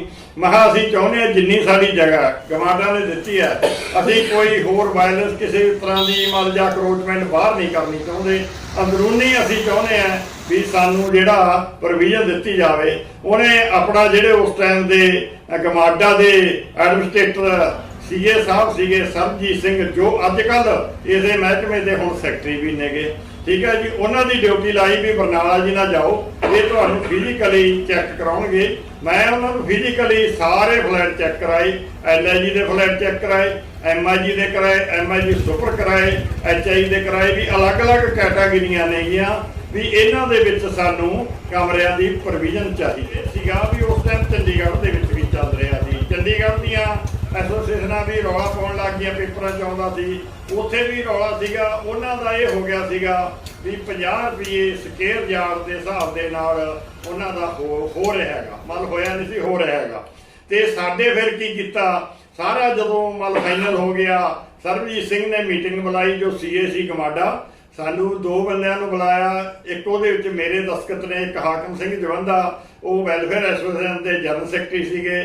ਤੇ ਅਸੀਂ ਉੱਥੇ ਗਏ, ਉਹਨਾਂ ਨੇ ਆਪਣੀਆਂ ਡਿਮਾਂਡਾਂ ਰੱਖੀਆਂ, ਬੜੀਆਂ ਅੰਡਰਟੇਕਿੰਗ ਆ ਦਿਓ, ਬੜੀ ਆਹ ਅੰਡਰਟੇਕਿੰਗ ਦਿਓ। ਅਸੀਂ ਆਖਿਆ ਵੀ ਜੇ ਤਾਂ ਕਰਨਾ ਅੰਡਰਟੇਕਿੰਗ ਦੇ ਨਾਲ ਫਿਰ ਤਾਂ ਸਾਨੂੰ ਕੋਈ ਲੋੜ ਨਹੀਂ, ਅਸੀਂ ਕੋਈ ਕੰਡੀਸ਼ਨ ਨਹੀਂ ਲਾਉਣੀ ਚਾਹੁੰਦੇ। ਠੀਕ ਹੈ, ਇੱਕ ਗੱਲ ਤੁਹਾਡੀ ਮੰਨ ਲੈਂਦੇ ਆ ਵੀ ਕਿਸੇ ਗੁਆਂਢੀ ਨੂੰ ਪਰੇਸ਼ਾਨੀ ਨਾ ਹੋਵੇ, ਤੇ ਕਿਸੇ ਦੀ ਹਵਾ ਪਾਣੀ ਨਹੀਂ ਅਸੀਂ ਬੰਦ ਕਰਨੀ। ਜੇ ਮੇਰੇ ਕੋਈ, ਮੈਂ ਨੀਚੇ ਵਾਲਾ, ਮੇਰੇ ਉੱਪਰਲਾ ਗੁਆਂਢੀ ਆ, ਉਹਦੀ ਖਿੜਕੀ ਹੈ, ਉਹ ਨਹੀਂ ਮੈਂ ਬੰਦ ਕਰਨੀ। ਠੀਕ ਹੈ ਜੀ, ਤੇ ਉੱਪਰ ਨੀਚੇ ਵਾਲਿਆਂ ਨੂੰ ਕੋਈ ਪਰੇਸ਼ਾਨੀ ਨਹੀਂ ਅਸੀਂ ਹੋਣ ਦਿੰਦੇ।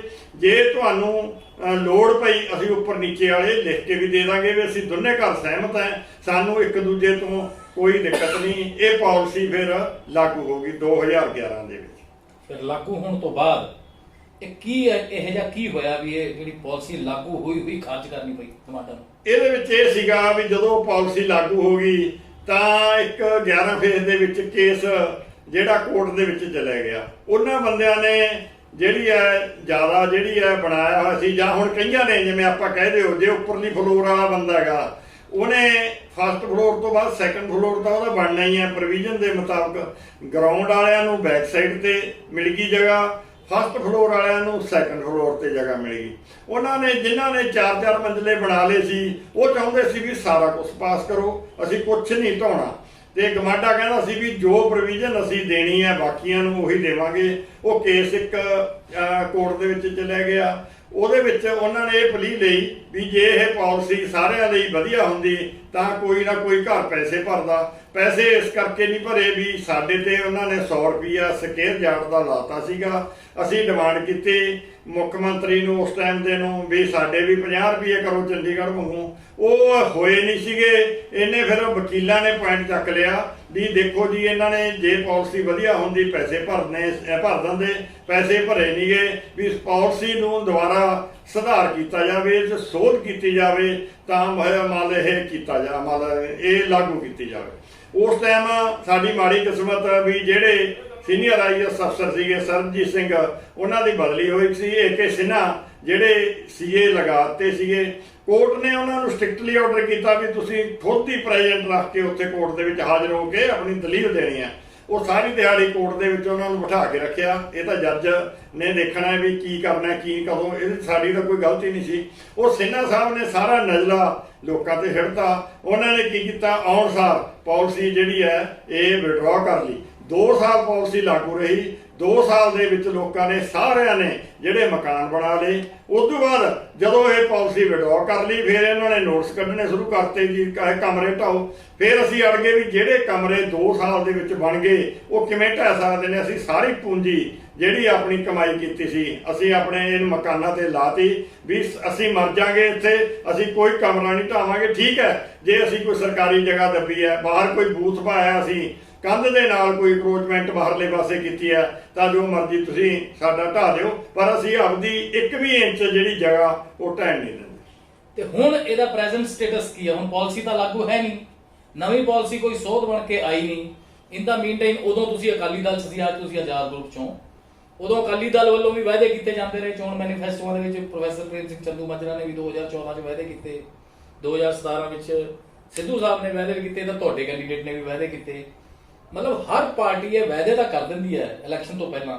ਹੁਣ 2017 ਦੀ ਇਲੈਕਸ਼ਨ ਤੋਂ ਬਾਅਦ 4.5 ਸਾਲ ਬੀਤ ਚੁੱਕੇ ਨੇ, 6 ਮਹੀਨੇ ਬਾਅਦ ਤਾਂ ਇਲੈਕਸ਼ਨ ਆ ਗਈ ਹੁਣ ਦੁਬਾਰਾ। ਹੁਣੇ ਤੱਕ ਇਹ ਪਾਲਿਸੀ ਲਾਗੂ ਨਹੀਂ ਹੋਈ। ਹੁਣ ਤੱਕ ਵੀ ਕਾਂਗਰਸ ਦੇ ਜਿਹੜੇ ਆਗੂ ਨੇ ਇਹ ਦਾਅਵੇ ਕਰਦੇ ਨੇ ਵੀ ਇਹ ਪਾਲਿਸੀ ਛੇਤੀ ਲਾਗੂ ਹੋ ਜਾਏਗੀ, ਪਰ ਜਿਹੜਾ ਗਰਾਊਂਡ ਰਿਐਲਿਟੀ ਉਹਦੀ ਮੈਨੂੰ ਤਾਂ ਘੱਟੋ ਘੱਟ ਸਾਨੂੰ ਇੱਥੇ ਦਿਖਾਈ ਨਹੀਂ ਦਿੰਦੀ। ਤੁਸੀਂ ਇਹਦੇ ਬਾਰੇ ਕੀ ਕਹਿੰਦੇ ਹੋ ਵੀ ਹੁਣ ਇਹ ਪਾਲਿਸੀ ਦਾ ਬਣੂਗਾ ਕੀ? ਇਹਦੇ ਵਿੱਚ ਫਿਰ ਜਦੋਂ ਪੋਲੀਟੀਕਲ ਲੀਡਰ ਆਉਣੇ ਸ਼ੁਰੂ ਹੋਏ, ਜਿਵੇਂ ਇਹ ਬਲਬੀਰ ਸਿੱਧੂ, ਇਹ ਉੱਥੋਂ ਮੋਹਾਲੀ ਦੇ ਵਿੱਚੋਂ ਜਿੱਤਿਆ ਸੀਗਾ 2 ਵਾਰੀ। ਇਹਨੇ ਵੀ ਲੋਕਾਂ ਨੂੰ ਮਾਲੇ ਵਾਅਦਾ ਕੀਤਾ ਵੀ ਜੇ ਮੈਂ ਆ ਗਿਆ ਇਹ ਤਾਂ ਗੱਲ ਹੀ ਕੁਛ ਨਹੀਂ, ਇਹ ਤਾਂ ਮੈਂ 1 ਮਹੀਨੇ ਦੇ ਵਿੱਚ ਲਾਗੂ ਕਰਾ ਦੂੰਗਾ। ਇਹਨੇ 2 ਮੁੱਦੇ ਮੇਨ ਚੱਕੇ ਸੀਗੇ, ਇੱਕ ਤਾਂ ਹਾਊਸ ਟੈਕਸ ਦਾ, ਇੱਕ ਨੀਡ ਬੇਸ ਪਾਲਿਸੀ ਦਾ। ਜਦੋਂ ਕਿਤੇ ਫਲੈਟਾਂ 'ਚ ਇਹਦੀ ਮੀਟਿੰਗ ਹੁੰਦੀ ਸੀ ਉੱਥੇ ਇਹ ਨੀਡ ਬੇਸ ਪਾਲਿਸੀ ਬੋਲਦਾ ਸੀਗਾ। ਜਦੋਂ ਖੁੱਲੇ ਦੇ ਵਿੱਚ ਕੋਠੀਆਂ ਦੇ ਵਿੱਚ ਮੀਟਿੰਗ ਹੁੰਦੀ ਸੀ ਫਿਰ ਇਹ ਹਾਊਸ ਟੈਕਸ ਬਾਰੇ ਬੋਲਦਾ ਸੀਗਾ ਵੀ ਮੈਂ ਦੋਨੇ ਚੀਜ਼ਾਂ ਇਹ ਵਾਪਸ ਕਰਾ ਦਾਂ। ਫਿਰ ਕੀ ਕੀਤਾ, ਸਾਡੇ ਉਧਰ ਲੋਕੈਲਿਟੀ ਨੇ MI ਸੁਪਰਾਲਾ ਨੇ ਇਹਨੂੰ ਬੁਲਾਇਆ ਤਾਂ ਇਹਨੂੰ ਮੰਨ ਇਸ ਬਹਾਨੇ ਸੀਗਾ ਵੀ ਸਨਮਾਨਿਤ ਵੀ ਕਰਨਾ ਤੇ ਇਹਨੂੰ ਇੱਕ ਤਰ੍ਹਾਂ ਦਾ ਮੰਗ ਪੱਤਰ ਵੀ ਦੇਣਾ। ਉੱਥੇ ਫਿਰ ਮੈਂ ਇਹ ਮੰਗ ਚੱਕੀ ਵੀ ਇਹ ਸਾਡੀ ਨੀਡ ਬੇਸ ਪਾਲਿਸੀ ਦਾ ਦੱਸੋ ਜੀ ਤੁਸੀਂ। ਹੁਣ ਤਾਂ ਤੁਹਾਡੀ ਸਰਕਾਰ ਵੀ ਹੈ, ਤੁਸੀਂ ਪਹਿਲਾਂ ਕਹਿੰਦੇ ਸੀ ਸਰਕਾਰ ਨਹੀਂ ਮੇਰੀ, ਹੁਣ ਤੁਸੀਂ ਮੌਜੂਦਾ MLA ਵੀ ਹੋ ਇਸ ਏਰੀਏ ਦੇ, ਹੁਣ ਤੁਸੀਂ ਉਦੋਂ ਬਾਅਦ ਮੰਤਰੀ ਵੀ ਬਣ ਗਏ ਵੀ ਹੁਣ ਇਹ ਕਹਿੰਦੇ ਜੀ ਮੈਨੂੰ 1 ਮਹੀਨੇ ਦਾ ਟਾਈਮ ਦਿਓ, 1 ਮਹੀਨੇ 'ਚ ਮੈਂ ਲਾਗੂ ਕਰਾ ਦੂੰ। ਅੱਜ ਬੜੇ ਸ਼ਰਮ ਨਾਲ ਮੈਨੂੰ ਕਹਿਣਾ ਪੈ ਰਿਹਾ ਵੀ ਕਾਂਗਰਸ ਦੀ ਸਰਕਾਰ ਨੂੰ ਵੀ 4.5 ਸਾਲ ਹੋ ਗਏ ਹੈਗੇ ਇਸ ਪਾਲਿਸੀ ਤੇ ਅਜੇ ਕੋਈ ਕਿੰਤੂ ਪਰੰਤੂ ਨਹੀਂ। ਹੁਣ ਮੈਂ ਫੇਰ ਰੌਲਾ ਪਾਇਆ, ਓਏ ਲੋਕੋ ਇਲੈਕਸ਼ਨ ਆ ਜਾਣੀ ਹੈ, ਇਹਨਾਂ ਨੇ ਆਪਣਾ ਬੇਵਕੂਫ ਬਣਾ ਲੈਣਾ, ਇਹਨਾਂ ਨੇ ਕਹਿਣਾ ਹਾਂਜੀ ਬਸ ਪਾਲਿਸੀ ਤਾਂ ਹੋ ਗਈ, ਬਸ ਇਲੈਕਸ਼ਨਾਂ ਤੋਂ ਬਾਅਦ ਨੋਟੀਫਿਕੇਸ਼ਨ ਹੋ ਜਾਏਗੀ। ਇਹ ਦੇਖ ਲਿਓ ਹੋਣਾ ਇਦਾਂ ਹੀ ਹੈ। ਫਿਰ ਹੁਣ ਕੀ ਕੀਤਾ, ਮੈਂ ਜਿਹੜੇ ਇਹਨਾਂ ਦੇ MC ਸੀਗੇ ਉਹਨਾਂ ਨੂੰ ਵੀ ਬੜੀਆਂ ਲਾਹਨਤਾਂ ਪਾਈਆਂ ਵੀ ਤੁਸੀਂ ਕਾਂਗਰਸ ਦੇ MC ਹੋ, ਲੋਕਾਂ ਤੋਂ ਵੋਟਾਂ ਲਈਆਂ ਨੀਡ ਬੇਸ ਪਾਲਿਸੀ ਲਈ, ਕੀ ਕੀਤਾ ਤੁਸੀਂ? ਫਿਰ ਹੁਣ ਇਹ ਇਕੱਠੇ ਹੋ ਕੇ ਪਰਸੋਂ ਬਲਬੀਰ ਸਿੱਧੂ ਕੋਲੇ ਗਏ ਸੀ। ਮੈਨੂੰ ਦੱਸਿਆ ਉਹਨਾਂ ਨੇ, ਕਹਿੰਦੇ ਵੀ ਸਾਨੂੰ ਕਹਿ ਰਿਹਾ ਵੀ ਤੁਹਾਨੂੰ ਕਿੰਨੇ % ਜਿਹੜਾ ਕਵਰਡ ਏਰੀਆ ਚਾਹੀਦਾ। ਹੁਣ ਉਹ ਗਏ ਜਿਹੜੇ ਬੰਦੇ ਸੀ ਉਹ ਤਾਂ ਅਣਜਾਣ ਸੀ ਵਿਚਾਰੇ, ਉਹਨਾਂ ਨੂੰ ਕੀ ਪਤਾ ਵੀ ਕੁਆਟਰਾਂ ਦੇ ਵਿੱਚ ਪਰਸੈਂਟੇਜ ਦਾ ਕੀ ਕੰਮ ਹੈਗਾ। ਪਰਸੈਂਟੇਜ ਦਾ ਕੰਮ ਹੈ ਕੋਠੀਆਂ ਦੇ ਵਿੱਚ, ਜਿੱਥੇ ਮੇਜਰਮੈਂਟ ਹੈ ਵੀ ਇਹ 150 ਗਜ ਦੀ ਹੈ ਇਹਦਾ ਇੰਨੇ ਪਰਸੈਂਟ, ਆ 200 ਗਜ ਦੀ ਹੈ ਇਹਦਾ 60%, ਆ 800 ਮਤਲਬ 250 ਗਜ ਦੀ ਹੈ ਉਹਨਾਂ ਨੂੰ ਤਾਂ ਆਲਰੇਡੀ ਜਿਹੜਾ ਮਤਲਬ 70% ਦਿੱਤਾ ਹੋਇਆ। ਜਿਹੜੇ ਫਲੈਟਾਂ ਦੇ ਵਿੱਚ ਕੋਈ ਪਰਸੈਂਟੇਜ ਨਹੀਂ। ਫਲੈਟਾਂ 'ਚ ਤਾਂ ਮੈਂ ਇਹ ਡਿਮਾਂਡ ਰੱਖੀ ਸੀ ਉਹਦੇ ਕੋਲੇ ਜਦੋਂ ਆਇਆ ਸੀਗਾ ਵੀ ਸਾਡਾ ਲੰਮਸਮ ਪੈਸਾ ਰੱਖ ਦਿਓ, ਜਿਹੜਾ ਜਿਵੇਂ ਚੰਡੀਗੜ੍ਹ ਵਾਲੇ ਵੀ ਕਹਿੰਦੇ ਨੇ ਵੀ ਅਸੀਂ ਲੈਣਾ ਜੇ ਫੀਸ ਲੈਣੀ ਹੈ, LIG ਨੂੰ ਮਾਫ ਕਰ ਦਿਓ, ਗਰੀਬ ਜਨਤਾ ਹੈਗੀ ਉਹਨਾਂ ਤੋਂ ਕੋਈ ਪੈਸਾ ਨਾ ਲਓ। ਅਸੀਂ ਨਹੀਂ ਚਾਹੁੰਦੇ ਵੀ ਚੌਥੀ ਮੰਜ਼ਲ 5ਵੀਂ ਮੰਜ਼ਲ ਤੇ ਕੋਈ ਪਾਵੇ ਉਹਦੇ ਵਿਸਕ ਤੁਸੀਂ ਕਾਰਵਾਈ ਕਰੋ, ਸਾਨੂੰ ਕੋਈ ਉਹਦਾ ਮਤਲਬ ਨਹੀਂ। ਅਸੀਂ ਇਹਦਾ ਇਹ ਚਾਹੁੰਦੇ ਹਾਂ ਜੋ ਜੈਨੂਇਨ ਹੈ ਉਹ ਸਾਡਾ ਲਾਗੂ ਕਰ ਦਿਓ। ਸਾਡੇ ਤੋਂ ਲੰਮਸਮ 10,000 ਲੈਣਾ 10,000 ਲੈ ਲਓ, ਜੇ ਪੁੱਡਾ ਕੋਲੇ ਪੈਸੇ ਘਟ ਗਏ 15 ਲੈਣਾ 15 ਲੈ ਲਓ, ਉਸ ਤੋਂ ਬਾਅਦ HIG ਵਾਲਿਆਂ ਤੇ ਕਿੰਨਾ ਪਾਉਣਾ ਉਹਨਾਂ ਤੇ ਪਾ ਦਿਓ, ਕਿਉਂਕਿ ਤਾਂ ਕਿ ਪੁੱਡਾ ਦੇ ਅਫਸਰ ਸਾਡੇ ਘਰਾਂ 'ਚ ਆ ਕੇ ਫੀਤੇ ਲੈ ਕੇ ਨਾ ਮਿਲਣ ਵੀ ਇਹਨੇ ਕਿੰਨਾ ਕਮਰਾ ਪਾਇਆ ਇਹਨੇ ਕਿੰਨਾ ਕਮਰਾ, ਉਹਦੇ ਨਾਲ ਕੀ ਹੈ ਕਰਪਸ਼ਨ ਵਧੇਗੀ। ਸੋ ਇਸ ਕਰਕੇ ਮੈਂ ਇਹ ਚਾਹੁੰਦਾ ਜੇ ਤਾਂ ਇਹ ਪਾਲਿਸੀ ਵਧੀਆ ਤਰੀਕੇ ਨਾਲ ਲਾਗੂ ਹੋ ਕੇ ਨੋਟੀਫਿਕੇਸ਼ਨ ਹੋ ਕੇ ਵਿਧਾਨ ਸਭਾ 'ਚ ਪਾਸ ਹੋ ਕੇ ਇਹ ਲਾਗੂ ਹੋ ਜਾਂਦੀ ਹੈ ਫਿਰ ਤਾਂ ਲੋਕ ਮੂੰਹ ਲਾਉਣਗੇ, ਨਹੀਂ ਜਿਹੜੇ ਇੱਥੇ ਮਤਲਬ ਕਾਂਗਰਸ ਦੇ MLA ਵਾਅਦਾ ਕਰਕੇ ਗਏ ਸੀ ਉਹਨਾਂ ਨੂੰ ਤਾਂ ਕੀ ਲਾਉਣਾ। ਮੈਂ ਕਹਿੰਦਾ ਉਹਨਾਂ ਦੇ MCਆਂ ਨੂੰ ਵੀ ਨਹੀਂ ਉਹਨਾਂ ਨੇ ਆਪਦੇ ਵਾਰਡਾਂ 'ਚ। ਨੀਡ ਬੇਸਡ ਪਾਲਿਸੀ ਦੀ ਇਸ ਵਿਚਾਰ ਚਰਚਾ ਵਿੱਚ ਸਾਡੇ ਨਾਲ ਡਿਪਟੀ ਮੇਅਰ ਕੁਲਜੀਤ ਸਿੰਘ ਜੀ ਬੇਦੀ ਵੀ ਜੁੜੇ ਹੋਏ ਨੇ। ਤੇ ਬੇਦੀ ਸਾਹਿਬ ਤੁਸੀਂ ਸੁਣਿਆ ਹੀ ਹੈ ਜੋ ਵਿਨੀਤ ਵਰਮਾ ਜੀ ਨੇ ਕਿਹਾ ਕਿ ਤੁਸੀਂ ਖਾਸ ਤੌਰ ਤੇ ਜਿਹੜੀ ਹੁਣ ਸੱਤਾ ਤੇ ਪਾਰਟੀ ਹੈ ਕਾਂਗਰਸ ਪਾਰਟੀ ਹੈ ਇਹ ਲੁਭਾਵਨੇ ਵਾਅਦੇ ਕਰਦੇ ਨੇ, ਜਿਹੜੇ ਲੀਡਰਸ ਨੇ ਹੁਕਮਰਾਨ ਨੇ ਤੇ ਅਧਿਕਾਰੀ ਵੀ ਜਿਹੜੇ ਨੇ ਉਹ ਬਹੁਤ ਧੱਕਾ ਕਰਦੇ ਨੇ ਲੋਕਾਂ ਨਾਲ। ਤੇ ਬਰਨਾਲਾ ਜੀ ਨੇ ਤਾਂ ਇੱਥੋਂ ਤੱਕ ਕਿਹਾ ਹੈ ਕਿ ਵੀ ਸਿਹਤ ਮੰਤਰੀ ਨੇ ਬਕਾਇਦਾ ਉਦੋਂ ਇਲੈਕਸ਼ਨ ਤੋਂ ਪਹਿਲਾਂ ਲੋਕਾਂ ਨਾਲ ਵਾਅਦਾ ਕੀਤਾ ਸੀ ਕਿ 1 ਮਹੀਨੇ ਦੇ ਅੰਦਰ ਅੰਦਰ ਅਸੀਂ ਪਾਲਿਸੀ ਨੂੰ ਲਾਗੂ ਕਰਾ ਦਾਂਗੇ। ਤੇ ਹੁਣ ਜਦੋਂ ਲੋਕ ਉੱਥੇ ਖਾਸ ਤੌਰ ਤੇ 11 ਫੇਜ਼ ਦੇ ਨੇ ਤਰਸਤ ਨੇ, ਉੱਥੇ ਸਰਕਾਰੀ ਕੁਆਟਰ ਬੜੇ ਬਹੁਤ ਜ਼ਿਆਦਾ ਨੇ, ਵੀ ਉਹ ਕਹਿੰਦੇ ਨੇ ਵੀ MCਆਂ ਦਾ ਇੱਥੇ ਵੜਨਾ ਔਖਾ ਹੋ ਜਾਊਗਾ, ਮੰਤਰੀ ਦਾ ਇੱਥੇ ਵੜਨਾ ਔਖਾ ਹੋ ਜਾਊਗਾ, ਵੋਟਾਂ ਮੰਗਣੀਆਂ ਉਹਨਾਂ ਨੇ ਹੁਣ ਆ ਕੇ ਦੁਬਾਰਾ। ਤੁਸੀਂ ਕੀ ਕਹਿੰਦੇ ਹੋ ਇਹਦੇ ਬਾਰੇ? ਮੈਂ ਇਹਦੇ ਬਾਰੇ ਪਹਿਲਾਂ ਤੁਹਾਡੇ ਸਾਰੇ ਸਰੋਤਿਆਂ ਨੂੰ ਵਾਲੀ ਵਾਸੀਆਂ ਨੂੰ ਇੱਕ ਨਮਸਕਾਰ ਸਤਿ ਸ਼੍ਰੀ ਅਕਾਲ ਕਹਿਣਾ, ਉਹ ਨਾਲ ਹੀ ਕੁਲਦੀਪ ਜੀ ਮੈਂ ਇਹ ਕਹਿਣਾ ਚਾਹੁੰਦਾ ਵੀ ਮੈਂ ਕੋਈ ਕਿਸੇ ਦੇ ਦੋਸ਼ਾਂ ਦਾ ਜਵਾਬ ਨਹੀਂ ਦੇਣਾ ਚਾਹੁੰਦਾ, ਕਿਉਂਕਿ ਉਹਨਾਂ ਦਾ ਆਪਣੀ ਇੱਕ ਸੁਭਾਅ ਆ, ਉਹਦਾ ਮੁਤਾਬਕ ਬੋਲਣਾ ਵਾ, ਵਿਰੋਧੀਆਂ ਦੇ ਕੰਮ ਹੁੰਦਾ ਵਿਰੋਧ ਕਰਨਾ। ਮੈਂ ਤੇ ਆਪਣੀ ਗੱਲ ਕਰਨਾ ਵੀ ਅਸੀਂ ਜੋ ਗਰਾਊਂਡ ਜ਼ੀਰੋ ਤੇ ਕੰਮ ਕੀਤਾ ਮੈਂ ਉਹਦੇ ਬਾਰੇ ਗੱਲ ਕਰਨਾ, ਕਿਉਂਕਿ ਪੁਰਾਣੀ 10 ਸਾਲ ਅਕਾਲੀ ਦਲ ਦੀ ਸਰਕਾਰ ਰਹੀ ਹੈ, ਉਹਦੇ ਵਿੱਚ ਇਹਨਾਂ ਨੇ ਕੰਮ ਉਲਝਾਤਾ। ਫਾਈਲ ਜਿਹੜੀ ਆ ਮੈਂ ਫਾਈਲ ਉਹ ਵੇਖ ਕੇ ਆਈ, ਨਹੀਂ ਮੋਟੀ ਫਾਈਲ ਹੋਈ ਪਈ ਆ ਫਾਈਲਾਂ ਹਰ ਕਿਉਂ ਜਦੋਂ ਵੀ ਕੋਈ ਡਿਸੀਜਨ ਹੁੰਦਾ ਤਾਂ ਉੱਤੇ ਕੋਈ ਨਵਾਂ ਅਫਸਰ ਆ ਜਾਂਦਾ ਹਰ ਤਰ੍ਹਾਂ ਦੀ ਉਹ ਇੰਨੇ ਕੰਟਰੋਵਰਸੀ ਜਿਹੜੇ ਅਫਸਰਾਂ ਦੀ ਆਪਣੀ ਕਮੈਂਟ ਆ ਗਏ ਉਹਦੇ ਵਿੱਚ, ਉਹਦੇ ਕਰਕੇ ਸਾਡੀ ਦਿੱਕਤ ਆਈ ਆ। ਉਹ ਅਸੀਂ ਕਿਉਂਕਿ ਮਾਨਯੋਗ ਸਿਹਤ ਮੰਤਰੀ ਸਿੱਧੂ ਸਾਹਿਬ ਜਿਨ੍ਹਾਂ ਨੇ ਬੜੀ ਸਿੱਧਤ ਨਾਲ ਇਸ ਕੇਸ ਨੂੰ ਉੱਥੇ ਅਧਿਕਾਰੀਆਂ ਸਾਹਮਣੇ ਰੱਖਿਆ, ਮੰਤਰੀ ਸਾਹਮਣੇ ਰੱਖਿਆ, 1-2 ਮੀਟਿੰਗਾਂ 'ਚ ਮੈਂ ਤੇ ਮੇਅਰ ਸਾਹਿਬ ਵੀ ਨਾਲ ਗਏ ਹਾਂ ਅਸੀਂ, ਔਰ ਉਹਦੇ ਵਿੱਚ ਮੈਂ ਤੁਹਾਨੂੰ ਦੱਸਣਾ ਚਾਹੁੰਦਾ ਵੀ ਉਹ ਕੇਸ ਜਿਹੜਾ ਨਾ ਉਹ ਕਈ ਪੜਾਅ ਨੇ ਉਹਦੇ ਵਿੱਚ ਕੁਆਟਰਾਂ ਦਾ ਪੜਾਅ ਹੈ, ਉਹਦੇ ਵਿੱਚ ਵੇਖੋ ਤੁਹਾਨੂੰ ਖੁਸ਼ਖਬਰੀ ਆ ਵੀ ਮੋਹਾਲੀ ਦੇ ਵਿੱਚ ਇੱਦਾਂ ਹੀ ਲੇਬਰ ਕੁਆਟਰਸ ਆ, ਬੜੇ ਸਾਲਾਂ 30 ਸਾਲਾਂ ਦਾ ਵਿਚਾਰਿਆਂ ਦਾ ਉਹ ਪੈਂਡਿੰਗ ਸੀ, ਉਹ ਕੇਸ ਸਾਲ ਹੋਇਆ ਉਹਨਾਂ ਵਿਚਾਰਿਆਂ ਨੂੰ ਕਿ ਦੀਵਾਲੀ ਆਪਣੇ ਘਰਾਂ 'ਚ ਘਰਾਂ ਦੇ ਮਾਲਕ ਬਣਨੇ ਨੇ ਉਹ ਲੋਕ ਦੀਵਾਲੀ ਦੇ। ਇੱਦਾਂ ਹੀ ਆ, ਇੱਦਾਂ ਅਕਾਲ ਆਸ਼ਰਮ ਕਲੋਨੀ ਸੀਗੀ ਜਿਹੜੀ ਉੱਥੇ ਭਸਵਾੜੇ 'ਚ ਲੋਕਾਂ ਨੇ ਆਪਣੇ ਮਕਾਨ ਬਣਾ ਕੇ ਜਿਹੜੇ ਆ ਕਿਸੇ ਨੇ ਵੀ ਸਾਰੇ ਤੋਂ ਰਿਟਾਇਰ ਹੋ ਗਏ, ਉਹ ਸਾਰੇ ਇਹ ਮਸਲੇ ਸਨ। ਅਕਾਲ ਆਸ਼ਰਮ ਕਲੋਨੀ ਦਾ ਮੈਨੂੰ ਆਸ ਆ ਵੀ ਅਗਲੀ ਮੀਟਿੰਗ ਫਾਈਨਲ ਹੋ ਚੁੱਕਾ ਉਹਦਾ, ਤੇ ਉਹ ਥੋੜੇ ਦਿਨਾਂ 'ਚ ਉਹਦੇ ਬਾਰੇ ਜਦੋਂ ਵੀ ਕਦੇ ਹੋਣਾ ਦੀ, ਕਿਉਂਕਿ ਉਹ ਥੱਲਿਓਂ ਸਾਰੀ ਫਾਈਲ ਕਲੀਅਰ ਹੋ ਕੇ ਉਹ ਹੁਣ ਉਹਦੀ ਮੀਟਿੰਗ ਜਿਹੜੀ ਆ ਜਿਹੜਾ ਬੋਰਡ ਆਫ ਡਾਇਰੈਕਟਰ ਦੇ ਚੇਅਰਮੈਨ ਮਾਨਯੋਗ ਮੁੱਖ ਮੰਤਰੀ ਉਹਦੀ ਹੋਏਗੀ, ਉਹਦੇ ਵਿੱਚ ਮੈਨੂੰ ਲੱਗਦਾ ਉਹ ਕਲੀਅਰ ਹੋ ਜਾਏਗੀ। ਇਸੇ ਤਰ੍ਹਾਂ ਨੀਡ ਬੇਸ ਪਾਲਿਸੀ ਦਾ ਕੰਮ ਆ। ਇਹਦੇ ਵਿੱਚ ਸਿੱਧੂ ਸਾਹਿਬ ਨੇ ਇੱਕ ਹੋਰ ਨਵੀਂ ਗੱਲ ਕੀਤੀ ਆ ਵੀ ਜਿਹੜੇ ਕਿਉਂਕਿ ਬੜੀ ਮੋਹਾਲੀ ਦੀ ਡਿਮਾਂਡ ਸੀ ਬੇਸ਼ਾਪਾਂ ਦੀ, ਇਹਨਾਂ ਦੀ ਜਿਹੜੇ ਬੂਥ ਨੇ ਵੀ ਇਹ ਜਿਹੜੇ ਬੂਥ ਨੇ ਇਹਨਾਂ ਨੂੰ ਉੱਪਰ ਸਟੋਰੀ ਜਿਹੜੀ ਆ ਉਹ ਨਾਲ ਅੰਦਰੋਂ ਹੀ ਪੌੜੀਆਂ, ਕਿਉਂਕਿ ਉਹਨਾਂ ਨੇ ਬਾਹਰੋਂ ਪੌੜੀਆਂ ਨਹੀਂ ਕੱਢਣੀਆਂ, ਨਾ ਕਿਤੇ ਬਾਹਰ ਦੀ ਇੰਕਰੇਜਮੈਂਟ ਕਰਨੀ ਹੈ ਵੀ ਅੰਦਰੋਂ ਪੌੜੀਆਂ ਕੱਢ ਕੇ ਇਹਨਾਂ ਨੂੰ ਜਿਹੜੀ ਜੋ ਪਹਿਲਾਂ ਬੇਸਮੈਂਟ ਦੀ ਇਜਾਜ਼ਤ ਦਿੱਤੀ ਹੈ ਇਸੇ ਤਰ੍ਹਾਂ ਇਹਨਾਂ ਨੂੰ ਜਿਹੜੀ ਆ ਫਸਟ ਫਲੋਰ ਦੀ ਇਜਾਜ਼ਤ ਦਿੱਤੀ ਜਾਵੇ, ਤਾਂ ਕਿ ਜਗ੍ਹਾ ਘੱਟ ਗਈ ਆ, ਕਿਰਾਏ ਬਹੁਤ ਵੱਧ ਗਏ ਨੇ, ਕੰਮ ਵੈਰਾਈਟੀ ਬਹੁਤ ਵੱਧ ਗਈ ਹੈ, ਉਹਨਾਂ ਕੋਲ ਸਟੋਰੇਜ ਕਪੈਸਿਟੀ ਜਿਹੜੀ ਆ ਉਹ ਘਟ ਗਈ ਆ, ਉਹਦਾ ਪਰਿਵਾਰ ਵੀ ਵਧੇ ਨੇ, ਪਰਿਵਾਰ ਵੱਧ ਗਏ ਨੇ। ਉਹਦੇ ਲਈ ਆ ਵੀ ਚਲੋ ਲੋਕ ਆਪਣਾ ਸਮਾਨ ਉੱਤੇ ਰੱਖ ਕੇ ਕੰਮ ਦੀ ਕਿਉਂਕਿ ਕੀਮਤ ਜਿਹੜੀ ਆ ਉਹ ਜਿਹੜੀ ਆ ਬਹੁਤ ਜ਼ਿਆਦਾ ਵੱਧ ਗਈ ਆ। ਜੇ ਥੋੜੀ ਆਈਟਮ ਅੱਗੇ ਛੋਟੀਆਂ ਇੱਕ ਆਈਟਮ ਨਾਲ ਕੰਮ ਕਰਦਾ ਉਹ ਸਰਵਾਈਵਲ ਨਹੀਂ ਹੈਗਾ, ਉਹਦੀ ਵਾਇਬਿਲਿਟੀ ਨਹੀਂ ਨਿਕਲਦੀ। ਇਸ ਕਰਕੇ ਉਹ ਬੱਚੇ ਨੂੰ ਜੇ ਕੰਮ ਲਾਣਾ ਤਾਂ ਉਹਦੇ ਵਾਸਤੇ ਮੇਰੀ ਆਸ ਆ ਕਿ ਮੈਨੂੰ ਪਰਮਾਤਮਾ ਨੇ ਕਿਰਪਾ ਕੀਤੀ, ਆਉਣ ਵਾਲੇ 1-2 ਮਹੀਨੇ ਦੇ ਵਿੱਚ ਇਲੈਕਸ਼ਨ ਤੋਂ ਪਹਿਲਾਂ ਨੀਡ ਬੇਸ ਪਾਲਿਸੀ ਤੇ ਕੰਮ ਜਿਹੜਾ ਕਿਉਂਕਿ ਸਿੱਧੂ ਸਾਹਿਬ ਬੜੀ ਸਿੱਧਤਾ ਲੱਗੇ ਹੋਏ ਨੇ, ਲੇਕਿਨ ਕੋਈ ਕਾਰਨ ਨਹੀਂ ਸੀ ਵੀ ਇੱਕ ਸਭ ਤੋਂ ਵੱਡਾ ਕਾਰਨ ਇਹ ਰਹਿ ਗਿਆ ਵੀ ਕਰੋਨਾ ਮਹਾਮਾਰੀ ਕਰਕੇ 1.5 ਸਾਲ ਦਫ਼ਤਰ ਬੰਦ ਰਹੇ ਨੇ, ਐਂਟਰੀਆਂ ਬੰਦ ਰਹੀਆਂ ਨੇ, ਕੋਈ ਸਟਾਫ ਦਫ਼ਤਰ 'ਚ ਆਉਂਦਾ ਨਹੀਂ ਰਿਹਾ। ਉਹ ਇੱਕ ਬਹੁਤ ਵੱਡਾ ਮੈਂ ਸਮਝਦਾ ਪਰਮਾਤਮਾ ਦੀ ਇੱਕ ਕਰੋਪੀ ਸੀ, ਉਹ ਰੀਜਨ ਆ ਮੇਨ ਜਿਹੜਾ ਇਹਨੂੰ ਡਿਲੇ ਹੁੰਦਾ, ਨਹੀਂ ਤੇ ਹੁਣ ਤੱਕ ਇਹ ਸਾਰੇ ਕੇਸ ਤੇ ਕੰਮ ਹੋਇਆ ਹੁੰਦਾ। ਕਿਉਂਕਿ ਕਰੋਨਾ ਕਰਕੇ ਸਾਰੇ ਅਧਿਕਾਰੀ, ਸਾਰਾ ਸਟਾਫ ਸਾਰਾ ਅਪਸੈਟ ਰਿਹਾ ਪ੍ਰੋਗਰਾਮ, ਦਫ਼ਤਰ ਤੁਹਾਨੂੰ ਪਤਾ ਉਹ ਐਂਟਰੀ ਰਹੀ ਹੈ, ਉਹਦੇ ਕਰਕੇ ਇਹ ਸਾਰਾ ਜਿਹੜਾ ਡਿਲੇ ਹੋਇਆ ਉਹਦਾ ਕਾਰਨ ਰੀਜਨ ਇਹ ਨਹੀਂ ਹੁਣ ਤੱਕ ਕੰਮ ਹੋ ਜਾਂਦਾ ਸੀ। ਔਰ ਮੈਨੂੰ ਆਸ ਤੇ ਭਰੋਸਾ ਵਾ ਭਾਈ ਸਿੱਧੂ ਸਾਹਿਬ ਇਹਨੂੰ ਬਹੁਤ ਜਲਦੀ ਇਹਦੇ ਤੇ ਜਿੰਨੀ ਉਹ ਮਿਹਨਤ ਨਾਲ ਲੱਗੇ ਹੋਏ ਨੇ, ਜਿੰਨੀਆਂ ਮੀਟਿੰਗਾਂ ਉਹਨਾਂ ਨੇ ਕੀਤੀਆਂ ਨੇ, ਜਿਸ ਤਰ੍ਹਾਂ ਅਧਿਕਾਰੀਆਂ ਦਾ ਰਿਸਪੌਂਸ ਆ, ਔਰ ਇਹਦੇ ਵਿੱਚ ਕੋਈ ਕਈ ਗੱਲਾਂ ਵਿੱਚ ਕਿਉਂਕਿ ਜਿਹੜੇ ਪੁਰਾਣੇ ਕੁਆਟਰ ਨੇ ਐਕਚੁਅਲੀ ਨੇ ਉਹੀ ਟੈਕਨੀਕਲ ਇਸ਼ੂ ਹੋ ਨਹੀਂ ਸਕਦੀ, ਲੇਕਿਨ ਅਸੀਂ ਕਈ ਕੰਮ ਕਰਨ ਜਾ ਰਹੇ ਹਾਂ ਕਾਰਪੋਰੇਸ਼ਨ ਲੈਵਲ ਤੇ। ਜਿੱਦਾਂ ਤੁਹਾਨੂੰ ਮੈਂ ਦੱਸਣਾ ਚਾਹੁੰਦਾ ਵੀ ਅਸੀਂ ਆਉਣ ਵਾਲੇ ਸਮੇਂ ਦੇ ਵਿੱਚ ਜਿਹੜੇ ਪੁਰਾਣੇ ਕੁਆਟਰ ਨੇ ਉਹਨਾਂ ਦੀ ਸੀਵਰ ਪਾਈਪ ਉਹਨਾਂ ਦੇ ਅੰਦਰ ਆ, ਤੁਹਾਨੂੰ ਸ਼ਾਇਦ ਪਤਾ ਤੁਹਾਡੇ ਸਾਰੇ ਫੇਸ ਵਿੱਚ ਵੀ ਆ, ਉਹਦੇ ਜਦੋਂ ਓਵਰਫਲੋ ਇਹਨਾਂ ਨੇ ਬੈਡਰੂਮ ਬਣਾ ਲਏ ਨੇ ਲੋਕਾਂ ਨੇ, ਉਹ ਬੈਡਰੂਮ ਉਹਦੇ ਵਿੱਚ ਬੜੀ ਦਿੱਕਤ ਆ ਰਹੀ ਆ। ਅਸੀਂ ਉਹ ਕਾਰਪੋਰੇਸ਼ਨ ਲੈਵਲ ਤੇ ਅਸੀਂ ਕੋਸ਼ਿਸ਼ ਕਰ ਰਹੇ ਹਾਂ ਕਿ ਪੈਸੇ ਬਹੁਤ ਲੱਗਣੇ ਨੇ ਵੀ ਸਾਨੂੰ ਆਉਣ ਵਾਲੇ ਸਮੇਂ ਦੇ ਵਿੱਚ ਅਸੀਂ ਉਹਨੂੰ ਬਾਹਰ ਕੱਢ ਲਈਏ ਪੜਾਅਵਾਰ, ਵੀ ਸਾਰੇ ਇਕੱਠੇ ਨਹੀਂ ਕਿਉਂ ਕਰੋਨਾ ਦੇ ਬਜਟ ਆ, ਪੜਾਅਵਾਰ ਅਸੀਂ ਉਹਨਾਂ ਨੂੰ ਅੱਗੇ ਲੈ ਕੇ ਜਾਈਏ ਤਾਂ ਕਿ ਉਹਨਾਂ ਲੋਕਾਂ ਨੂੰ ਉਹ ਜਿਹੜੇ ਅੰਦਰ ਸਮੈਲ ਆਉਂਦੀ ਆ ਉਹਨਾਂ ਦੇ ਕਿਸੇ ਕਿਚਨ ਬਣਾ ਲਈਏ ਪਿੱਛੇ, ਉਹਨਾਂ ਦਾ ਬਚਾਅ ਹੋ ਸਕੇ। ਅਸੀਂ ਇਸ ਕਰਕੇ ਹਰ ਚੀਜ਼ ਦਾ ਸਾਨੂੰ ਅਸੀਂ ਗਰਾਊਂਡ ਜ਼ੀਰੋ ਤੇ ਕੰਮ ਕਰਨੇ ਆ। ਅਸੀਂ ਮੋਹਾਲੀ ਵਿੱਚ ਕਈ ਪਾਸੇ 5 ਫੇਜ਼ ਵਿੱਚ ਉਹਨਾਂ ਚੀਜ਼ਾਂ ਦਾ ਅਸੀਂ ਸੋਲੂਸ਼ਨ ਜਿਹੜਾ ਉਹ ਕਰ ਰਹੇ ਆ। ਔਰ ਇਹ ਨਹੀਂ ਇਕੱਲਾ ਨੀਡ ਬੇਸ ਪਾਲਿਸੀ, ਮੋਹਾਲੀ ਦੀ ਹਰ ਸਮੱਸਿਆ ਵਾਸਤੇ ਸਾਡੀ ਟੀਮ ਸਿੱਧੂ ਸਾਹਿਬ ਦੀ ਅਗਵਾਈ 'ਚ ਲੱਗੀ ਹੋਈ ਆ। ਕੋਈ ਵੀ ਸਮੱਸਿਆ ਵਾ ਉਹਨੂੰ ਅਸੀਂ ਇਹ ਨਹੀਂ ਵੀ ਅਸੀਂ ਕਿਉਂਕਿ ਲੰਬਾ ਸਮਾਂ ਹੋ ਗਿਆ 15 ਸਾਲ ਤੋਂ ਸਿੱਧੂ ਸਾਹਿਬ ਇੱਥੇ ਐਮਐਲਏ ਨੇ, ਪਰਮਾਤਮਾ ਦੀ ਆਉਣ ਵਾਲਾ ਫਿਰ ਇਲੈਕਸ਼ਨ ਲੋਕਾਂ ਨੇ ਫਿਰ ਬਣਾਉਣਾ, ਤੁਸੀਂ ਤੁਹਾਡੇ ਸਾਹਮਣੇ ਅਗਲੇ ਨਾਲ ਵੱਧ ਵੋਟਾਂ ਦੇ ਹੱਥ ਫਿਰ ਜਿੱਤ ਕੇ ਆਉਣਗੇ।